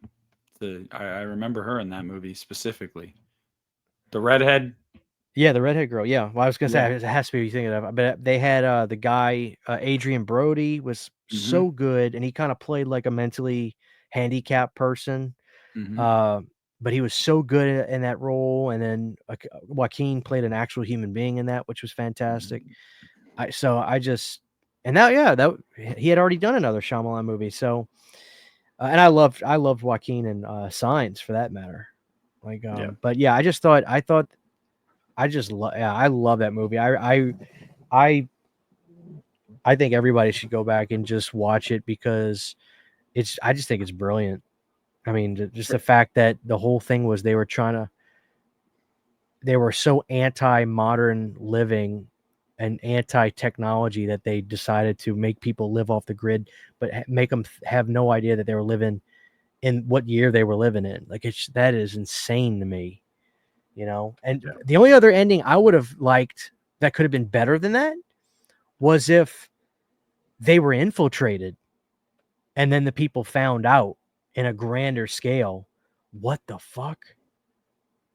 If like intruders were coming in late at night, let's say like some kids going hunting or some shit, and they're like, what the fuck is all this? Why is this all blocked? What is this? And then all of a sudden people start coming in there dressed like me or whatever. And then they're like, what is this? That could have been another ending that I would have liked. Oh God, that would have been cool too. Cause you would have, you would been like, as a viewer watching this, like, what the fuck? Wait, what? Is this guy a time traveler? Like, what the fuck is this? It's another route they could have gone as well. But I implore people to go back and revisit that one. I've seen it probably 7 or 8 times in my life. I watch it every couple years, and I love it. I really do. Well, so right after that, And I'm gonna go back and watch that movie. I've been saying that for a couple months now. I need to do it. Right after that is when you really saw two specific franchises get born, and dude, they took over the mid to late 2000s, and that was Saw and Paranormal Activity.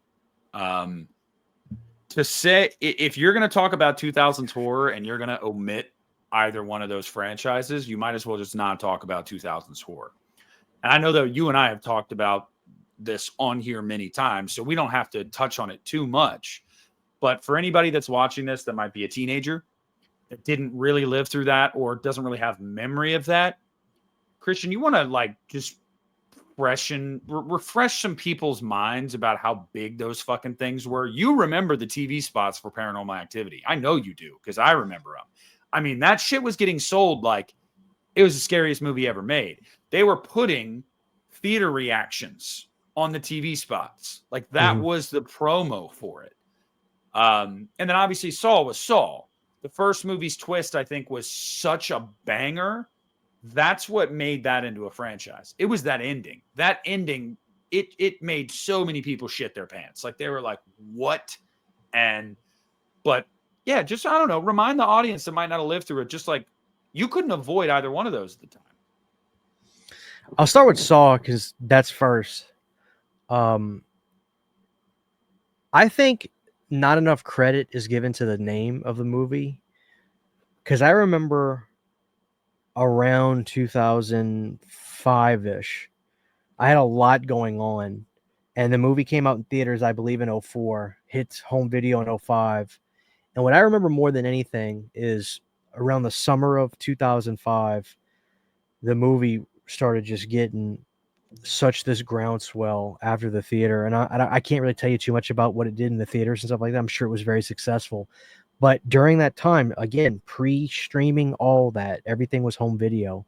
I remember summer 2005, I finally started getting kind of settled in. Or later 2005, excuse me, somewhere around Halloween time. I'm finally settled in. My parents, they got their house. We're living there. I'm making friends. And I'll never forget of my buddy Jason, the first band I was in when I settled up in North Louisiana. He's like, dude, have you seen this horror movie about this like guy stuck in the bathroom? I've heard it's the craziest shit of all time. And I'll just never forget, like just kind of simplify it, put yourself back. You're 12 years old again, or whatever it was you were at that time. And you just hear somebody say, you ask, well, what's the name of the movie? It's called Saw. Just the title is brilliant. I really don't think enough credit is given to that today. It really is the best title because instantly you hear Saw, your mind starts going. 1,000 different things start popping up. You're seeing just arms getting cut off, heads getting like it's such a good title that I think nowadays, because of all the movies have come out, we know about the puppet. We know about, Tobin Bell. We know about all the I want to play a game. But just the title before you saw the movie it really is an amazing title. And that's what I remember more than anything. And once you hear it, you don't forget it. I guess I got to go see this movie now. God damn, Saw? Jesus, what a title. So that's was so impactful. Too. The posters too. Yeah, and then the second one was two fingers. Yeah. I remember seeing the VHS tape again. That was again huge. Going to Blockbuster. I remember it was around October 2005 when I finally saw it. I never saw it in theaters. Naturally, but I remember we went to Blockbuster. My parents were hearing about this, and we're just like, "Oh, let's go get this." We rented. I think we were DVD people technically in 2001 because I remember when we got the Xbox for Christmas, that was our first DVD player. Now we got the Xbox before PS2, but I remember we had the Xbox the year it came out. So we were DVD by that point. And then, when we moved up here, we had DVD player. But I remember it was a DVD. We went to go get it at Blockbuster. I remember seeing that, the foot, and it's just like, holy shit. And I remember my mom looking at the back, and she was just making sure it didn't say nudity, which was weird, but like I also get it because I think more so my mom and dad just didn't want to have to sit there awkwardly with their kids watching a movie with nudity. I didn't want to have to do that either. I don't want to see boobies next to my mom. And so it's just awkward. But anyway, so my mom looked at it, was just violence, violence and language, I think was it. And so, yeah, we watched it and it scared the ever loving shit out of me when he gets up off the ground because he's laid in a pool of fake blood, but you don't know that at the time. And just, dude, the stress of the movie of them just like wanting to get out. But there was a pulsating tension watching that movie for the first time because I don't know about you. The entire time I'm waiting for who's going to come into that bathroom. Like I'm like some freak of nature guy in a hazmat suit is going to open up that door and come in there and kill. That's what I kept waiting on more than anything. And I could feel it. My heart would be beating out of my chest. So, yeah, again, I'm just trying to get people in the mindset that might be younger that, weren't old enough to even be able to really go through that. But I gotta emphasize how good the title is because I just till this day I remember when my buddy Jason goes, "It's called Saw," like, and my mind instantly, boom, what a title. And then after that, I think we rented the sequel for part 2, and then from part 3 up until 2010 is really how the franchise when it ended. So it really ran throughout it's kind of like Elm Street from 04. That's its 84, basically. From that till boom, the end of the decade. It was every year. And it's funny. People talk about burnout and stuff like that. And clearly I remember going to the theater for 5. And that was the first time I was like, where is everybody? Yeah. 4, I remember it still being pretty packed. 3 was a phenomenon. I remember when I went to go see 3, it was a packed house in my theater, packed We house. snuck in. We bought tickets to like a PG A different movie. And we movie. snuck in. Yeah. Yeah. I think I did that too because I turned 17 in 2008, I think. So yeah, so I think, that's what I did that too. Or my mom just bought me the ticket, I think in the next one, she just the mom could buy you the ticket if you had the ticket, so I remember that. But yeah, dude, it became a yearly thing and it was, I mean, I remember the commercials, if it's Halloween, it must be Saw. And it was huge, man. Like, Until Paranormal Activity sucked the life out of it. yeah. I don't think, But that was, yeah, that I say that wasn't the same. Saw was my Friday the 13th. Like, that was every year the next chapter. I mean, it was a soap opera, and that's like you don't see that rarely ever in horror movies. Like, No. they really cared about what happened in the last one and progressing that. And I don't even think that it was burnout, man. Like I really don't. Like I think that people were still enjoying the Saw movies. I just think that for a couple years there, Saw was on top of the world. There was really no competition. People, if you didn't live through it or you don't have memory of it, the early to mid 2000s were kind of a wasteland of horror movies. That was when you were getting a lot of straight to video horror movies, like a lot of them. Like as far as like major nationwide releases, R-rated horror movies, you didn't see it a ton. Saw had occupied this space that nobody else was really occupying at the time, and did it well, feasted for years. And then Paranormal Activity came and it saw the rise of found footage again.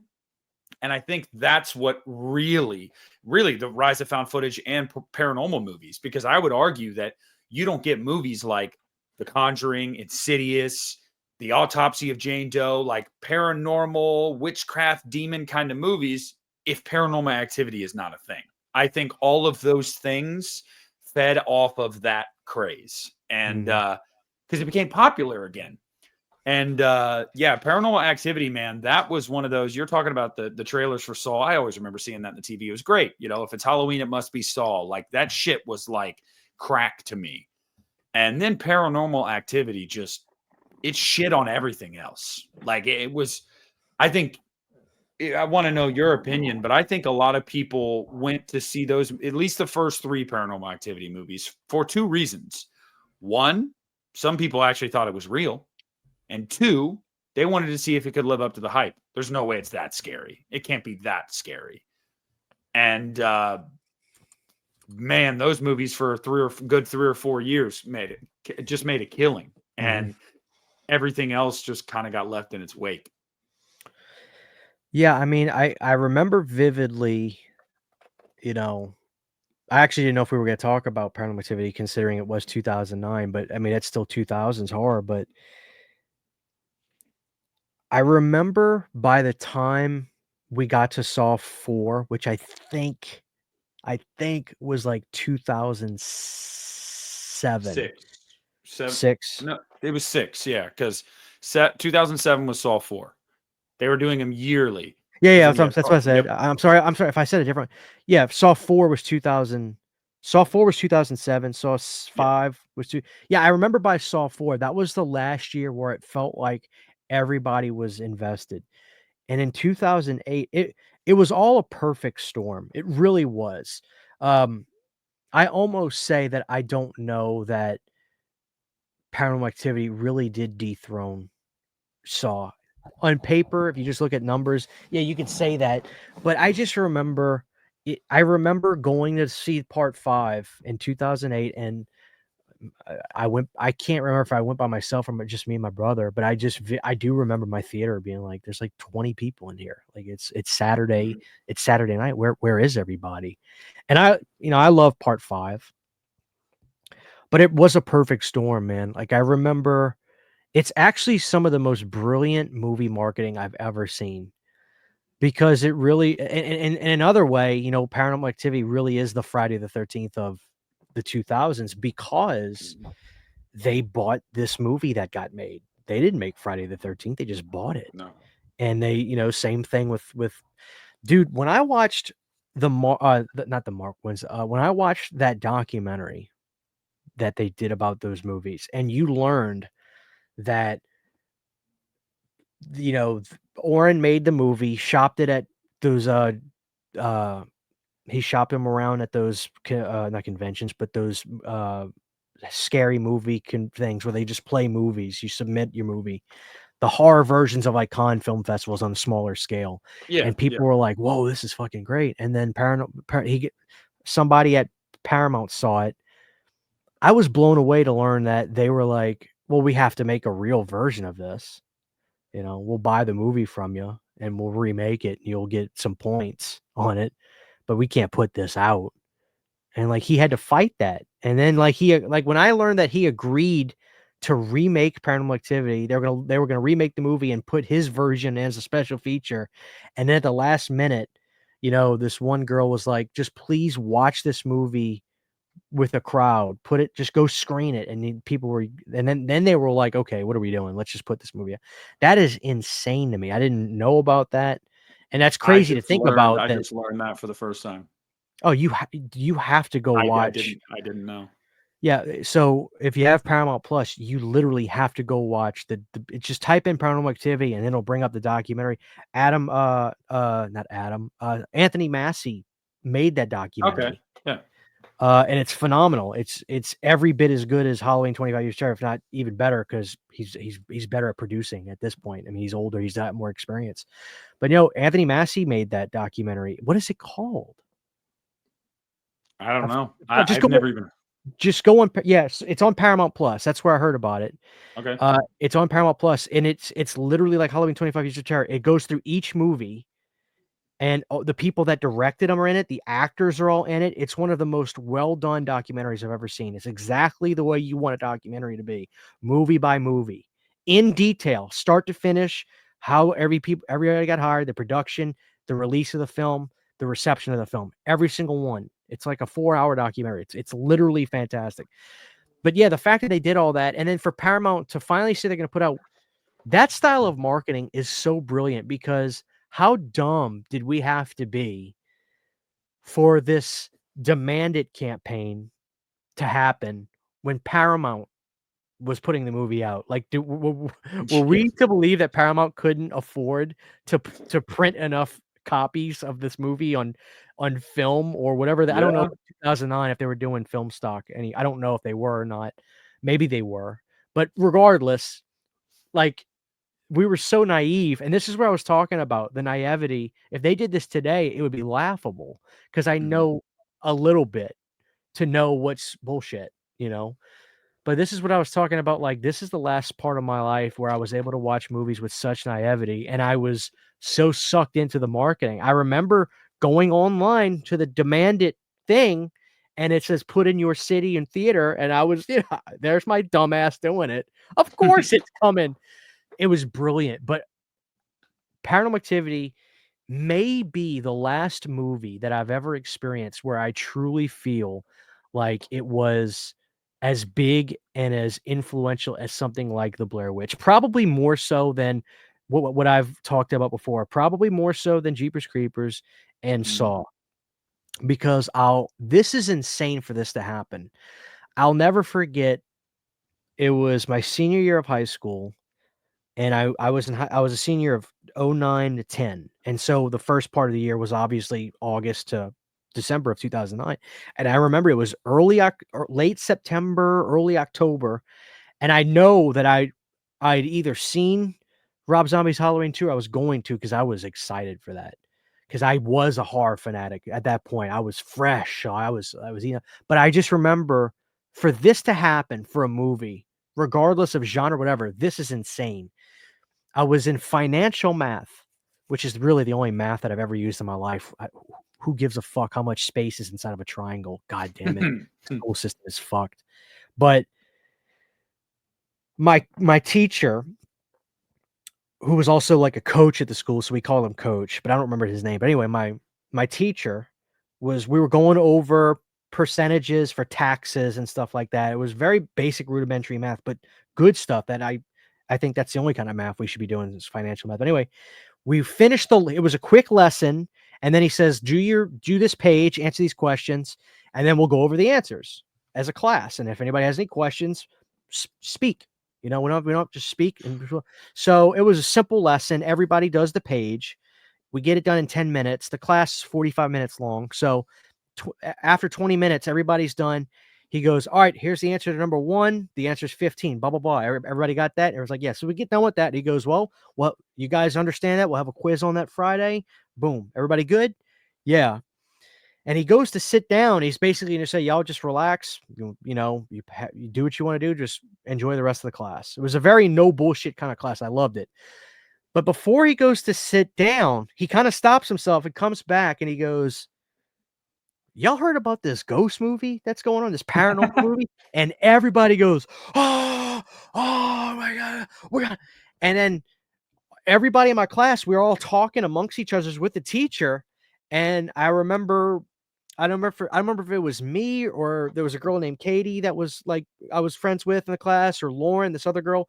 We're all like, let's go Friday night. And all of us in the class were like, let's fucking do it. Let's go Friday. Because we all heard about it and people were talking about it. And so literally my entire math class, maybe the exception of 1 or 2 people, but it's insane, Nick. We took up an entire row at the theater, like 20, 25 seats, my entire class. We all actually went. And what about the teacher? No, I don't think he was there. But we all went to this, and man, the only other movie that I remember this happening was a year prior when I saw The Strangers. There was this couple in front of me, and this woman, when you saw him in the background, when Liv Tyler is just in the kitchen, and you don't even see him at first. All of a sudden, you realize, oh my God, there he is in the back. She got up and fucking screamed, ran down the stairs, and left. Paranormal Activity was the only movie I've ever seen where people legitimately were screaming and running out of the theater. Only time I've ever seen that happen. Only 2 times I've ever actually experienced that.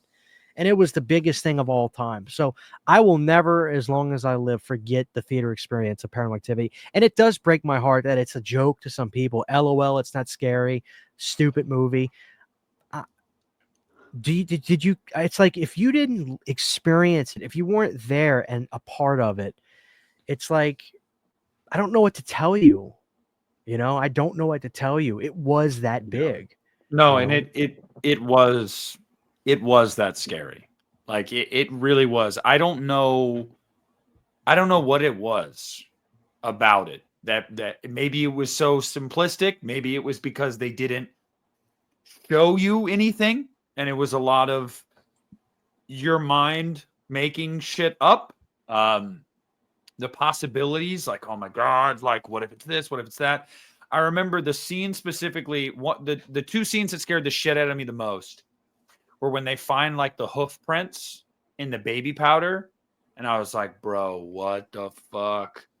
And then when you hear the running, like I think it's up the steps or like in the hallway, like it's coming at them. Because in that moment, I remember being like, oh, dude, we're about to see it. Like, oh, fuck, what is it? Like, that was the thing about Paranormal Activity. I think that worked so well was like, it was old school and it scares. It didn't force feed you. I know, we've talked about part 6 before, the Ghost Dimension, where they finally did something where they were almost like they were giving it like a physical manifestation. Like for the first time, like you could see like a black mass that was like the ghost. But I don't think the series ever needed that, because I think when it was at its best was in that first movie specifically, where it's just like it was the sounds, man. It was the camera in this dark, supposedly empty room or empty space, and you're just thinking you're gonna see something. And I don't know, man. It really was a moment in time. And like you said, it is sad that it's become like kind of memeable now. Like I remember, dude, Next of Kin, it came and went like a fart in the wind. Like nobody cared. And it's a bummer, because if you would have told somebody that's 18 right now, oh man, I'm so excited for this new Paranormal Activity movie when Next of Kin was coming out. Oh, this thing, it's a huge series. They'd be like, what? Never even heard of this. Like, what do you talk? Like, you just had to be there. I mean, you had everybody went and saw it. It was one of those movies. Like I remember at that same time, I was in junior high. So like there were a lot of movies that were formative to my youth that came out around that time. And like Superbad was one of them, where everybody saw Superbad. And the weekend after it came out, everybody's talking about Superbad. And Paranormal Activity was the same way. For the first couple Saw movies, they were the same way. Like it was just like, that's kind of one of the things I miss about school, man, is like you lived through that with all these other people. And like you all talked about it, you experienced it together. And I feel like we lost that somewhere along the way. I know COVID killed that for a lot of people. This generation, I feel bad for them that they lost out on a lot of that stuff. But it was just different, man. It really was. Paranormal Activity was just different. And I don't think people really realize it unless they were there. I mean, and 3 was definitely the peak. You could tell that it was 3 and then nobody cared anymore. It's like these things have a shelf life of like 4 years and then they're just gone. Same shit happened with Freddy. We were just talking about it. It's crazy how sometimes our conversations literally come full circle. But like we were just talking about that at the beginning with Freddy. There's this like 3 to 5 year span where something breaks onto the scene and it's fucking massive. And then before you know it, it's gone, bro. Like it's just like, it's like the seasons, man. It's ever changing. It seems to be that way. Yeah. I don't know. I talked more about the paranormal sequels, but those were all 2010s. Only the first one's technically 2000. Yeah. So yeah.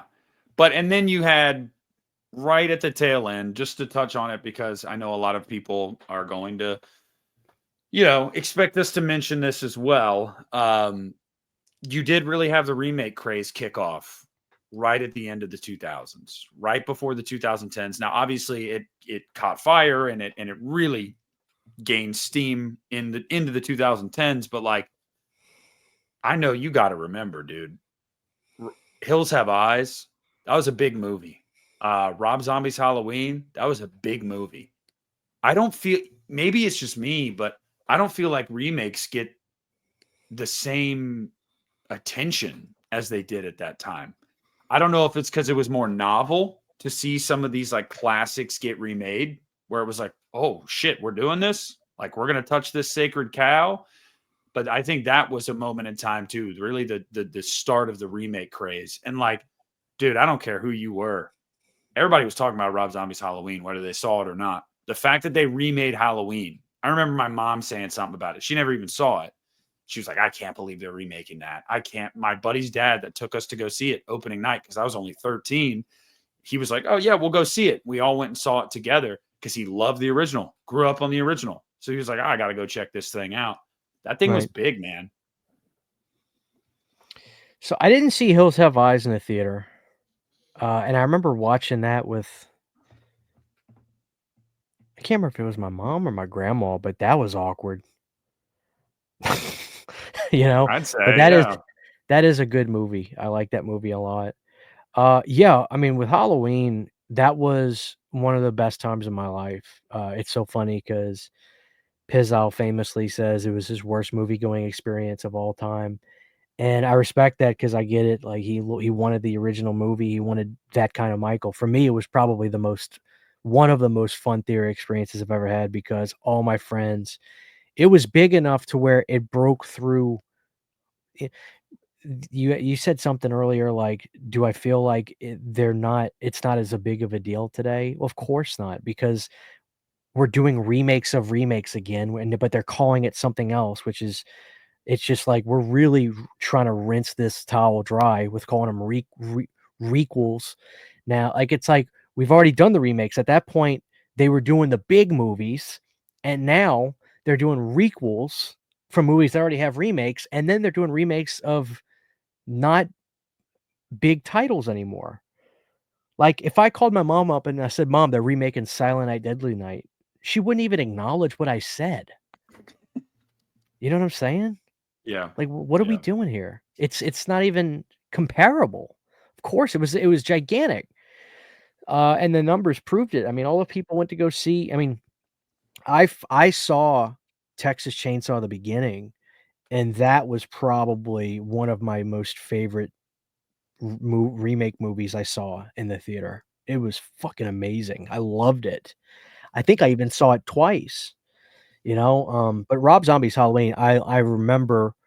God, man, it's so funny because I remember staring at that poster when I went to the theaters with my buddies.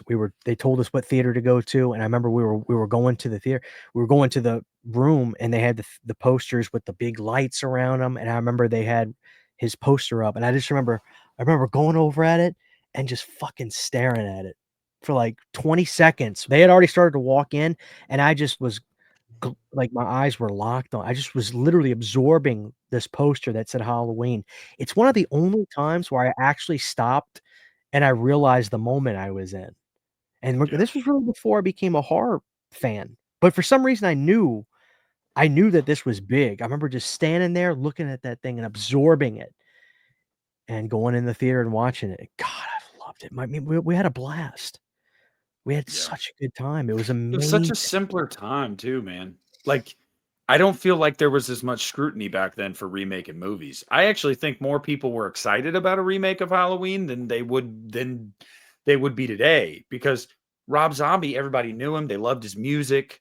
Halloween hadn't been taken seriously in a decade since H2O. Like, so I think that a lot of people were game for it. Same thing with Texas Chainsaw Massacre. That hadn't really been a thing for years. Revitalizing these properties at that time was really cool and really unique. I think the only one, and it was huge, Friday the 13th was huge when it came out in 2009. Like, commercially, it made over $100 million. But I think the thing about Friday the 13th too, though, I do think there was some bitterness because people wanted that sequel to Freddy versus Jason. That was still pretty fresh in people's minds, and I think some people, myself included, felt a little cheated out of that. I didn't really want a remake of Friday. I wanted a sequel to that. The way that movie ended, and I would be remiss if I didn't mention this before we go, because Freddy versus Jason was also the 2000s. That movie was huge. It was huge. Like, and then a year later, you get Alien versus Predator, which was huge. Like, these things were, it was just a really big deal. I really wanted that Freddy versus Jason too, man. That ending, they did it on purpose. They did it on purpose, and then they never made the sequel. And do you know? I think I did a video on this a while ago, but I actually did do a video on this, but I honestly can't remember all the information. This is how I got in contact with Jason Craig, the guy that wrote Freddy versus Jason versus Ash. He watched my video breakdown of why we never got a Freddy versus Jason 2. And I believe the largest reason was, I don't know if it was rights issues, if it was people couldn't agree to a story. It was a lot of things behind the scenes. But do you think that's fair to say when in 2009, when Friday the 13th came out, were you kind of still on like, I kind of want another Freddy versus Jason now? Like, I'm sure you were open to Friday the 13th, but like, were you like, I want a sequel to that though? No, not even remotely. Oh man.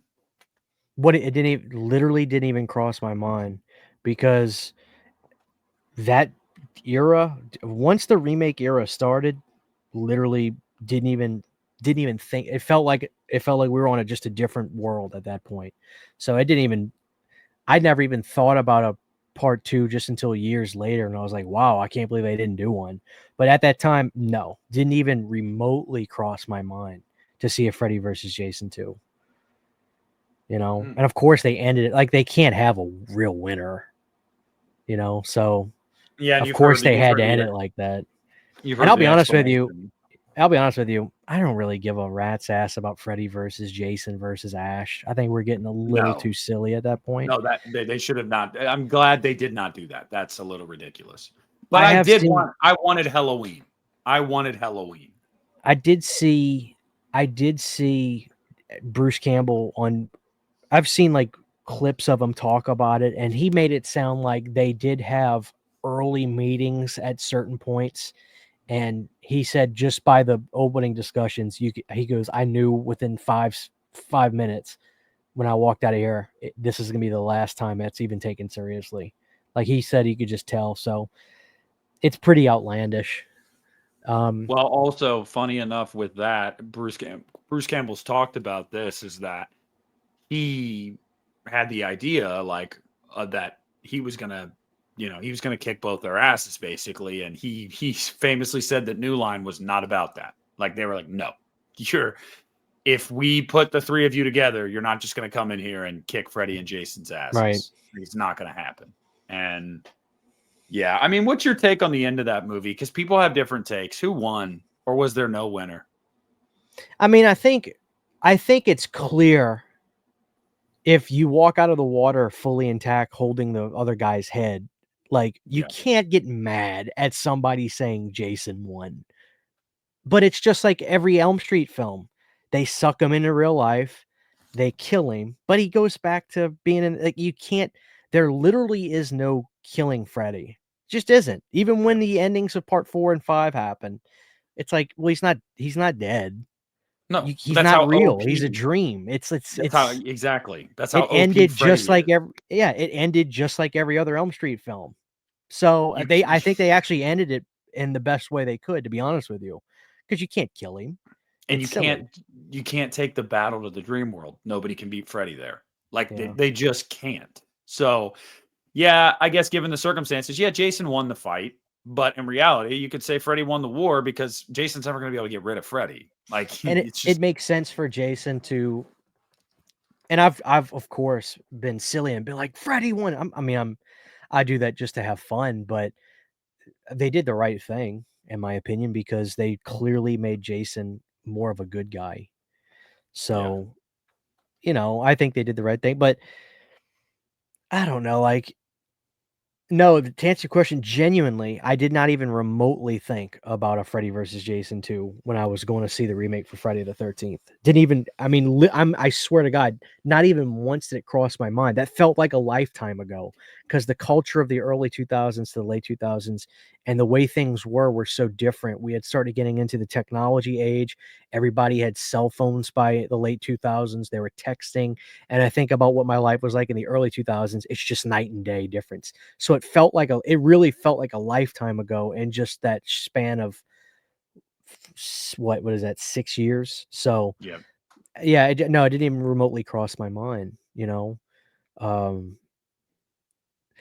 And yeah, Friday was 2009. But yeah, the experience of Halloween was fantastic with seeing that with my friends. But none of the movies I saw in the theater were the Final Destination films. I never saw any of those in the theater back I in the day. only I no, I didn't either. Wow. I rented all those on DVD, Same. and Same. I rented the absolute shit out of Part 3. I Oh loved yeah. it. I literally would Yeah. just rent it every other month. Like, Yeah. all the time I rent Part 3. I loved Part 3. Yeah, and I can't even believe I didn't mention that because that's about to come back too. Yeah, that was big, but we watched all those too. I think the first one we watched was we rented the first one. I remember we rented the second one. Um, and then by the time the third one came out, I was a teenager, so I don't know. I bought it actually. I bought the DVD of that myself. I did not see the fourth one until it came out, on home video because we've talked about it before. I was pissed off at that movie because it beat Halloween 2 at the box office. And I was like, fuck this movie, like fucking bullshit. And I heard terrible things about it too. And then when I finally watched it, I was like, yeah, this movie sucks. I mean, it's genuinely the only Final Destination movie that I just think is just bad. So Bloodlines doesn't have much. If it's better than that, it's fine by me, I guess, because Actually, every other I think it needs to be better than half of them at least, because when you have such a space of time, people I feel like there's this level of expectation, right? When there's a big gap. The last one that came out was 2011. yeah. Like, that's a long time. I think people probably expect quality. Like, dude, people shat on Jeepers Creepers 3, and I don't think it was just because of Victor. I really think they were like, "This better be good," Oh and yeah. You it was a remember straight to hearing video trashy movie. Yeah. You remember hearing every year, "Oh, Jeepers Creepers 3 Cathedral" is what they were calling it. "It's gonna start filming this year. Oh, Yeah, there's a Cathedral. poster out for it." Like, every fucking year, there was a new update on Jeepers Creepers 3. So when it finally happened, I think a lot of us were like, "Oh, hell yeah. Like, we're going back to the well here." And he had a budget of bubble gum, and, it's terrible. It's a terrible movie. The funny thing when I was watching the Final Destination movies is I noticed Apple, like, I felt like they were like, use our stuff in this, because Yes. they're like, in 2, the guy walks in with a gigantic Mac computer. In Mhm. 3, the girl's got the big Mac computer, and they make sure that they show it when she goes to plug in her USB, the Apple logo. So they were Mhm. using Apple was like pushing their products through those movies at the time. Yeah. Um, Yeah, I don't know about you. I'm looking forward to Bloodlines, but I didn't love the trailer. And I know you said you don't I watch. did. I liked it Oh, a you did? lot. I saw the trailer in the movie theater. Okay. I thought Okay. it looked fucking great, Are you going to honestly. see Sinners? I don't know what that is. Ryan Coogler's new movie, the vampire movie. I think Michael B. Jordan is the lead in it, if I'm not mistaken. Yeah, I Uh, don't know anything about that. it comes out tomorrow. It's getting insane reviews. Like Probably in not. well, I think I'm gonna go check it out tomorrow. But yeah, I'm looking forward to Bloodlines, but I don't know what it was about the trailer, man. I just felt like I'm sure the kills are going to be great. It looks like they're setting up some pretty cool death sequences, and Final Destination always does that. So not even no, I'd say the fourth one doesn't really do that well. So all of them, but the fourth one. But I just thought it was weird. Like the premonition is in the past, so death let this old lady live for decades. Like there's a rule book. Like I'm just like this is kind of. It seems a little outside of the box for the formula. I don't know. I mean, maybe it'll work, but I'm hoping with a title like Bloodlines, I want there to be some kind of connections to the previous movies. Like I really do. I don't want it to just be like they mentioned that those things happened and that's it. Final Destination 2 is the best one in my opinion. I think that's the best one, and it also is no coincidence that that movie is a direct continuation from the first one. Even Clear comes back. Like it's I don't need a direct sequel to 5. That's not what I'm saying. But I want some connective tissue there aside from, oh, here's Tony Todd again. And they mentioned that plane that blew up once. Like Well, I want 5 is technically a prequel, it is. Yes. So, dude, I'll say this. I still love 3 the most, But dude, 2's opening, I think, is probably the best opening out of all of them, easily. Mhm. That car wreck is brutal. And that was Yeah. 2000, like, 3 or 2 when that's like, 03. 03. that's impressive shit because, That's I practical mean, too. it is brutal to watch. Mhm. And I love the roller coaster too, but the the thing is about these movies is I feel like for the most part, not every time, but for the most part, the way these deaths are set up and the way things happen, whether it's something falls and causes like she puts her Slurpee on the breaker and the condensation drips off and starts hitting the electron, like it's not exactly like super typical, but also it's not that far-fetched where some of the stuff happens in these movies where you believe it, and, like, especially, like, the car wreck stuff and 2, it's just like, "Yeah, I get that." Like, there's a lot of stuff in those movies, they really went out of their way to make that shit believable, like, the scenarios. Not all of them, but for the most part. 4, that was another problem, like, the acting was just truly straight to video in 4, and then honestly, listen, nobody gives a fuck about racetracks. Nobody watches NASCAR, and if you do, No. you are a trailer park trash redneck. Like, I'm sorry. Like, nobody watches NASCAR. Nobody. I Especially made a AAA NASCAR, whatever that was. That was like weekend warrior car racing. the Nobody. minor leagues. Yeah. Like, The why not do dude, why have they not done a hockey game where a dude's fucking blades go up and just slice a guy's neck off? Which has why haven't happened in real life. why haven't they done a train? Why haven't they done a cruise ship? I mean, there are things that I think they could do. That's the same reason why in this trailer I was like, they're doing like a space needle thing. Like what that's not saying the movie's not going to be good, but it just kind of bothers me because I'm like, you could. There's so many things that you guys could do that you haven't done yet, and I just like, where are we going wrong here? Like, how the fuck have we not done a cruise ship yet? Tens of millions of people take cruises every fucking year. Like, how have we not done that yet? Like, it's Good question. Well, I wonder it's like that could probably be done all CGI today and probably done pretty well. And maybe I don't think people would want an entire movie on a cruise ship, but you could definitely do an opening sequence on a cruise ship. that's Like, what I don't get mean. on, don't get on. Yeah. I don't know. I don't know. It's a good question. I mean, look, maybe there'll be some grand stuff in this movie, but the trailer just decided to show the edgy vinyl record store worker or vape shop Yeah. worker, you know. Yeah. But I That just guy. thought that it looked stylish. That's what I liked about it. I was like, wow. And it just looked good in the theater. Maybe if I watched the trailer at the house on my What'd you phone, it see would it look with? like shit. Like, what'd you Monkey. see it before? Oh, the monkey. Okay. Yeah. Yep. Monkey. Yeah. I saw it before the monkey as well. Yep. Yeah. I Like don't I think it said, was. I don't watch trailers, but what am I going to do if I'm in the movie theater? Shut my eyes the whole time? No. I'm just going to sit there and just fucking watch the trailers. I'm Well, just going yeah, to, but like, I what am mean, I going to do at that point? like you said though, you know you're going to see that movie, so it's like it's like Yeah. whether Which you is why saw I the trailer or rewatched. not. Yeah. Which is why I rewatched all of them over the last week because I thought the movie's coming out like already. And I was like, oh, fuck, I got to wait till May. But I am Yeah. excited about that big time.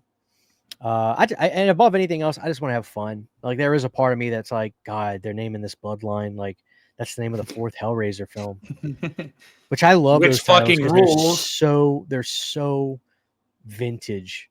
Bloodlines, Resurrection, Yeah. Revelations. Resurgence, Yeah. Blood. Like I love all that shit. Retribution. Oh God, I love it. It's music to my Yeah. ears. I really Yeah. do love all that. Yeah. Um, Well, yeah, overall, I mean, I think that, for a lot of people that didn't really experience it, or for some old heads that, grew up in the golden era of horror, I think in summation, I think the 2000s were actually a really good decade for horror movies. I think a lot of stuff kind of went under the radar. There's definitely a lot of shit there, but there was also yeah, some great stuff. Like, I if I can, like just looking at my shelf, I have my it's basically a 2000s DVD horror shelf. There's pockets of stuff that I really love, the early 2000s serial killer movies. You know, There's 2 Ed Gein movies. One of them with Kane Hodder, another one with another actor. The other actor movies was really good. Wrong Turn. The Wrong Turn films. Oh God, I could talk about those for hours. I love those movies. I really do. And people that shit on them, it's like, no. I get it. They're trashy, nasty films. Like I love that. Oh my God. Part 2 is, and that's Joe Lynch that directed that, who's done other stuff, that people are familiar with. But God, that's the best one. I love them. Like the old guy drinking Pepto-Bismol. It's like Rob Zombie couldn't make movies that trashy if he tried. Those are trashy films. Part 6 is basically just a porno. Well, that's, I was going to say, so I forgot about this and I want to own this. My goal is to truly just get lucky and find the copy of it at a used DVD store or whatever. When they initially released part 6, when they go inside that, I can't remember if it was a cabin or a house, but they have pictures of missing people on the walls.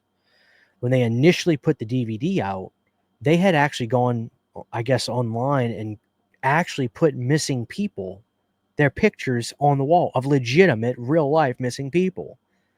And then they got in trouble for that. So that it got pulled very quick off the shelves at Walmart and Target. And then it got replaced where they blurred it and put, I think, grips and secondhand, like people worked on the movie as missing people. But I want to own the version where they actually had the missing people on there, but it's very, very expensive on eBay. So I'm trying to get lucky, somebody that maybe just bought it, just sent it into a what have you, a secondhand DVD store, a used shop. Cause I want to have that's physical media history and I'm obsessed with stuff like that. So I want that. But yeah, I love the Wrong Turn films. Like I said, the serial killer stuff in the early 2000s is absolutely fantastic. One of my favorite movies from the decade is Behind the Mask, The Rise of Leslie Vernon. Mm-hmm. That was a great first time watch for me. I love that movie.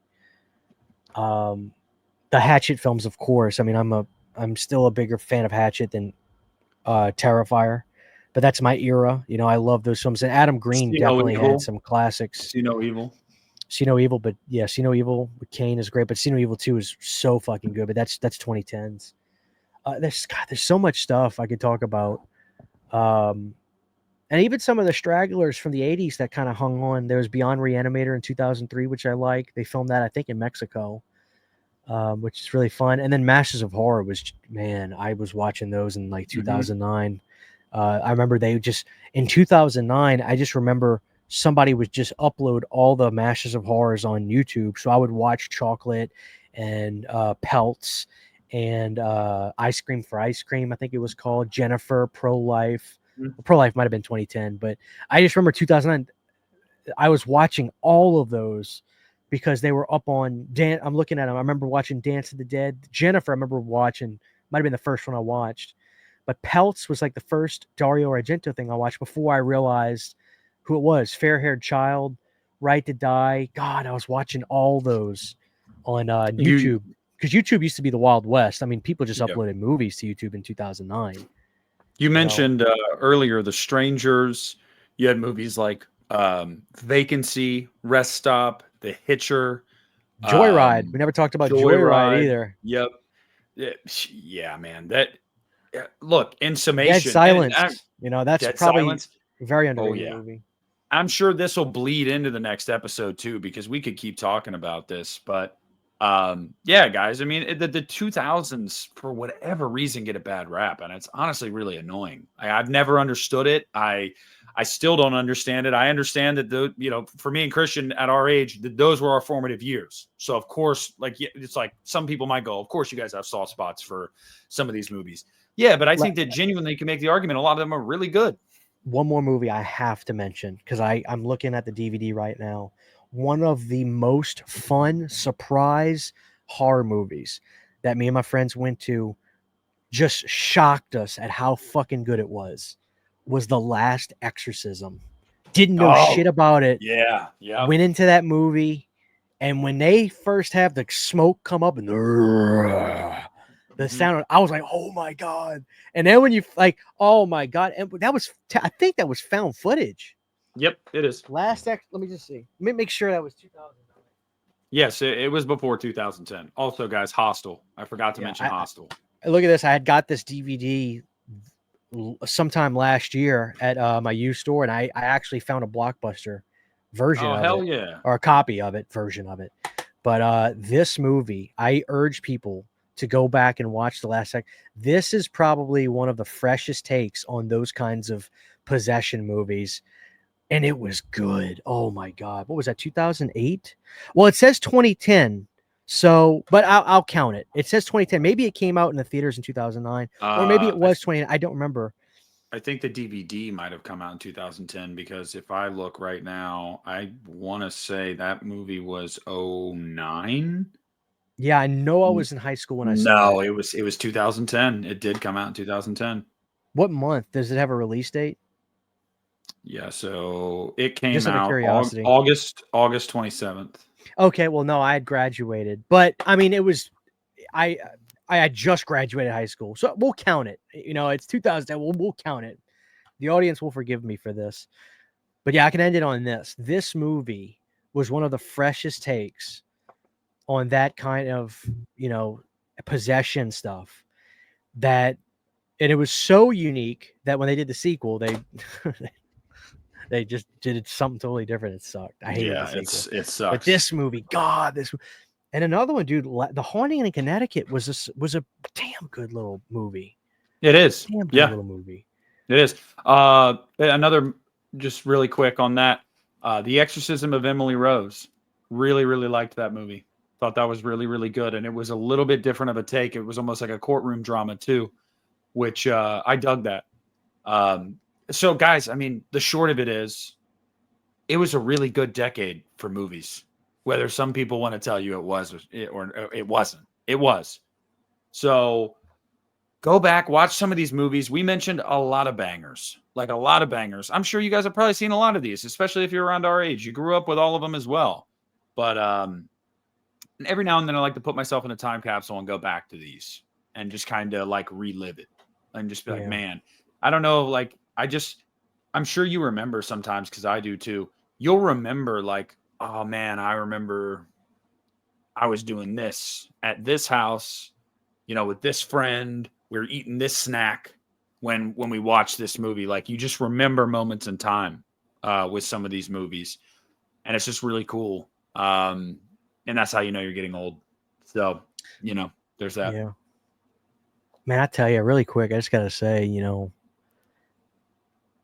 I remember when I went to go see, a couple of my friends, they did go with me to see Rob Zombie's Halloween 2. It's like, I don't know what it was about that movie when I saw it. I remember when I got out of the theater for part 2, and I'm not saying this as a negative way, because I really did enjoy it, that when I saw it, man, I was exhausted after getting out of the theater for that. And I mean that both mentally and really physically. I remember it was a long day that day, but dude, that movie, like, when I watch a movie and I know I'm gonna watch a movie, I completely let go of everything and I let myself get completely absorbed in it. I love when I know I'm gonna watch a movie. I like to plan my stuff, especially I know I'm gonna let go and get completely absorbed. Dude, that movie emotionally just drains you. Between, the performance of Brad Dourif and Scout, man, she just wears you out in that movie because she's yelling and screaming, and you just like, God, everybody's just fucked in the head in this movie. But I get it why. I really do get why. But dude, I tell you, like, I just remember getting home that night, immediately passing out. And it's funny, I didn't think about this until now. I remember my parents were out of town that weekend, so me and my brother had the house to ourselves. My brother went to go out to do something else. Dude, I swear I remember having a dream of that movie, like, just playing in my head with all those sounds, because the soundtrack to 2 has all these kind of, like, dark, creepy sounds to it that Tyler Bates did. And I remember just, like, being half asleep, hearing all this shit and seeing and my brother came and tapped me on the chest, like, at, like, midnight when he came home, because he was trying to wake me up and put, like, "Hey, Christian, you wanna go to your bed? You fell asleep on the couch."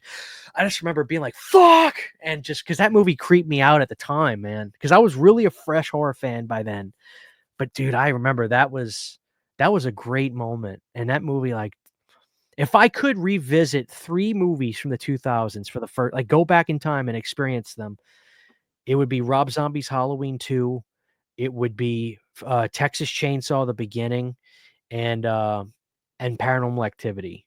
And the reason I would do there you go. And and look, I got part 1 up now. I got my part 1 right there.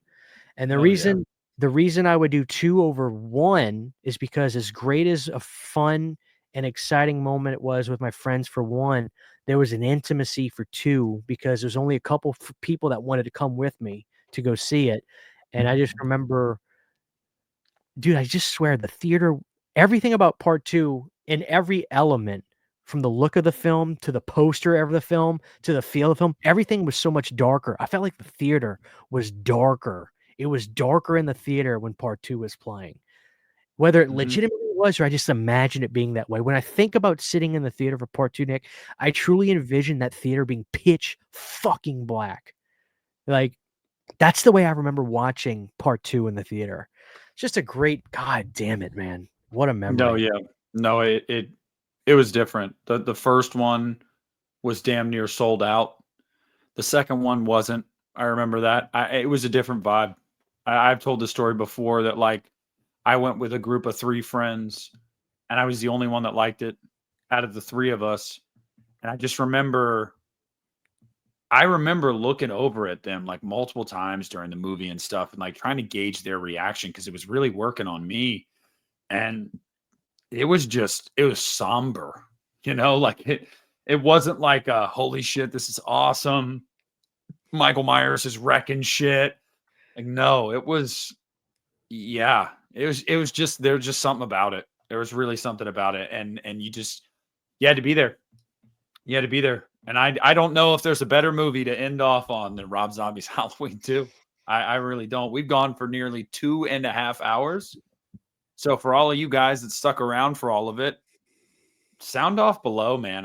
We want to hear some of your memories about these movies and what you think about the decade as a whole. And we also just want to hear that you guys notice and appreciate that we finally tackled the subject. We kept saying we are going to do it, and we finally did it. So, yeah. If I may, just one last thing I want to mention. My only regret about this time, and it's my own fault, really, but at the same time, I came into horror organically at a certain point in my life.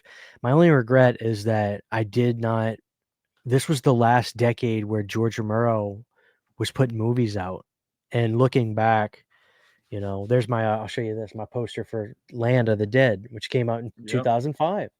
Like my big regret is that I wasn't able to enjoy, and he's my favorite director now, but I was not able to enjoy Mr. Romero's movies in the theater at that time and experiencing them when they were new.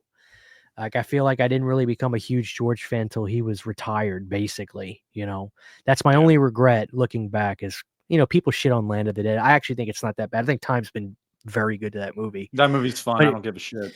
But of course, it's not as good as, his first. But my point, I'll wrap it up. But my point is, that's my only regret is that I wasn't able to really enjoy his movies in his last run as a director. That's my only thing that bumps me out when I think about it, But I'll end it. I'm done. I'll end it there. But I have to mention, he's my favorite, is George. I just wanted to mention him. And the lesson you guys should take from that is, from 2 guys in their 30s now, if there's a director working right now that you're early 30s. Yes, yeah, true. If there's a director working right now that you're a really big fan of, go see their movies in theaters. Don't rob yourself of that experience. It is why I have gone to every Fathom event for a Rob Zombie movie of his last couple movies, because I love that dude. I love his movies. And if he comes out with something, I don't care if it only comes out in 1,000 theaters and the closest one to my house is 45 minutes to an hour, I'll be there. That's what I did for 31. I drove 45 minutes to the nearest theater that was playing it just so I could see it. So that should be the lesson you take from this. And believe me, guys, you don't have to always stick your foot in the fire to know it's hot. Like, I learned that. I know, and the thing is, and you're not learning the lesson because you're not going through it, but believe me, listen to people older than you.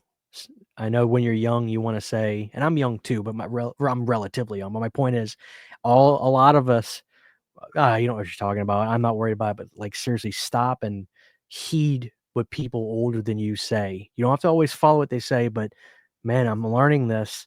When you've been on this earth a certain period of time and you've gone through now certain phases of your life, if you're in phases that older people comment on, man, not all of them are coming at it from a pessimistic view. They're trying to say, listen, enjoy this time, enjoy it. If you're a 17-year-old kid listening to this right now, you were going to be my age before you know it. And the truth is, I feel like just yesterday I was 17. Stop and really savor it and enjoy the moments of things happening, because some kid right now is enjoying movies that are coming out, and in 15, 20 years, they'll be doing a podcast talking about, let's talk about 2020 horror films. Yep. And I'm going to be the really old guy, listening to you kids talk one day. So savor each moment and go and enjoy as much as you can, because it'll make for great stories when you get older. And those experiences will become very, very important to you. They really will. I mean, the experience is what my channel has really become about more than anything. I like the experience of movies, and the times that I had with them are what really connect me to movies more now than anything. I don't feel like talking about the best kills. I don't feel like talking about, well, the experience is so important, and it will be if it's not to you yet. So really heed what we're saying. Yes. So there we go. I got to preach for a second. Sage advice from the I won't say old because Christian will get mad. The older men. Early 30s. So early 30s. Hey, we hope you guys enjoyed 2.5 hours of this shit. We love y'all. We'll see you next time. But until then, Christian, you got anything to say? Thank you for watching. Thanks for watching, y'all. We'll see you. We'll catch you on the flippy.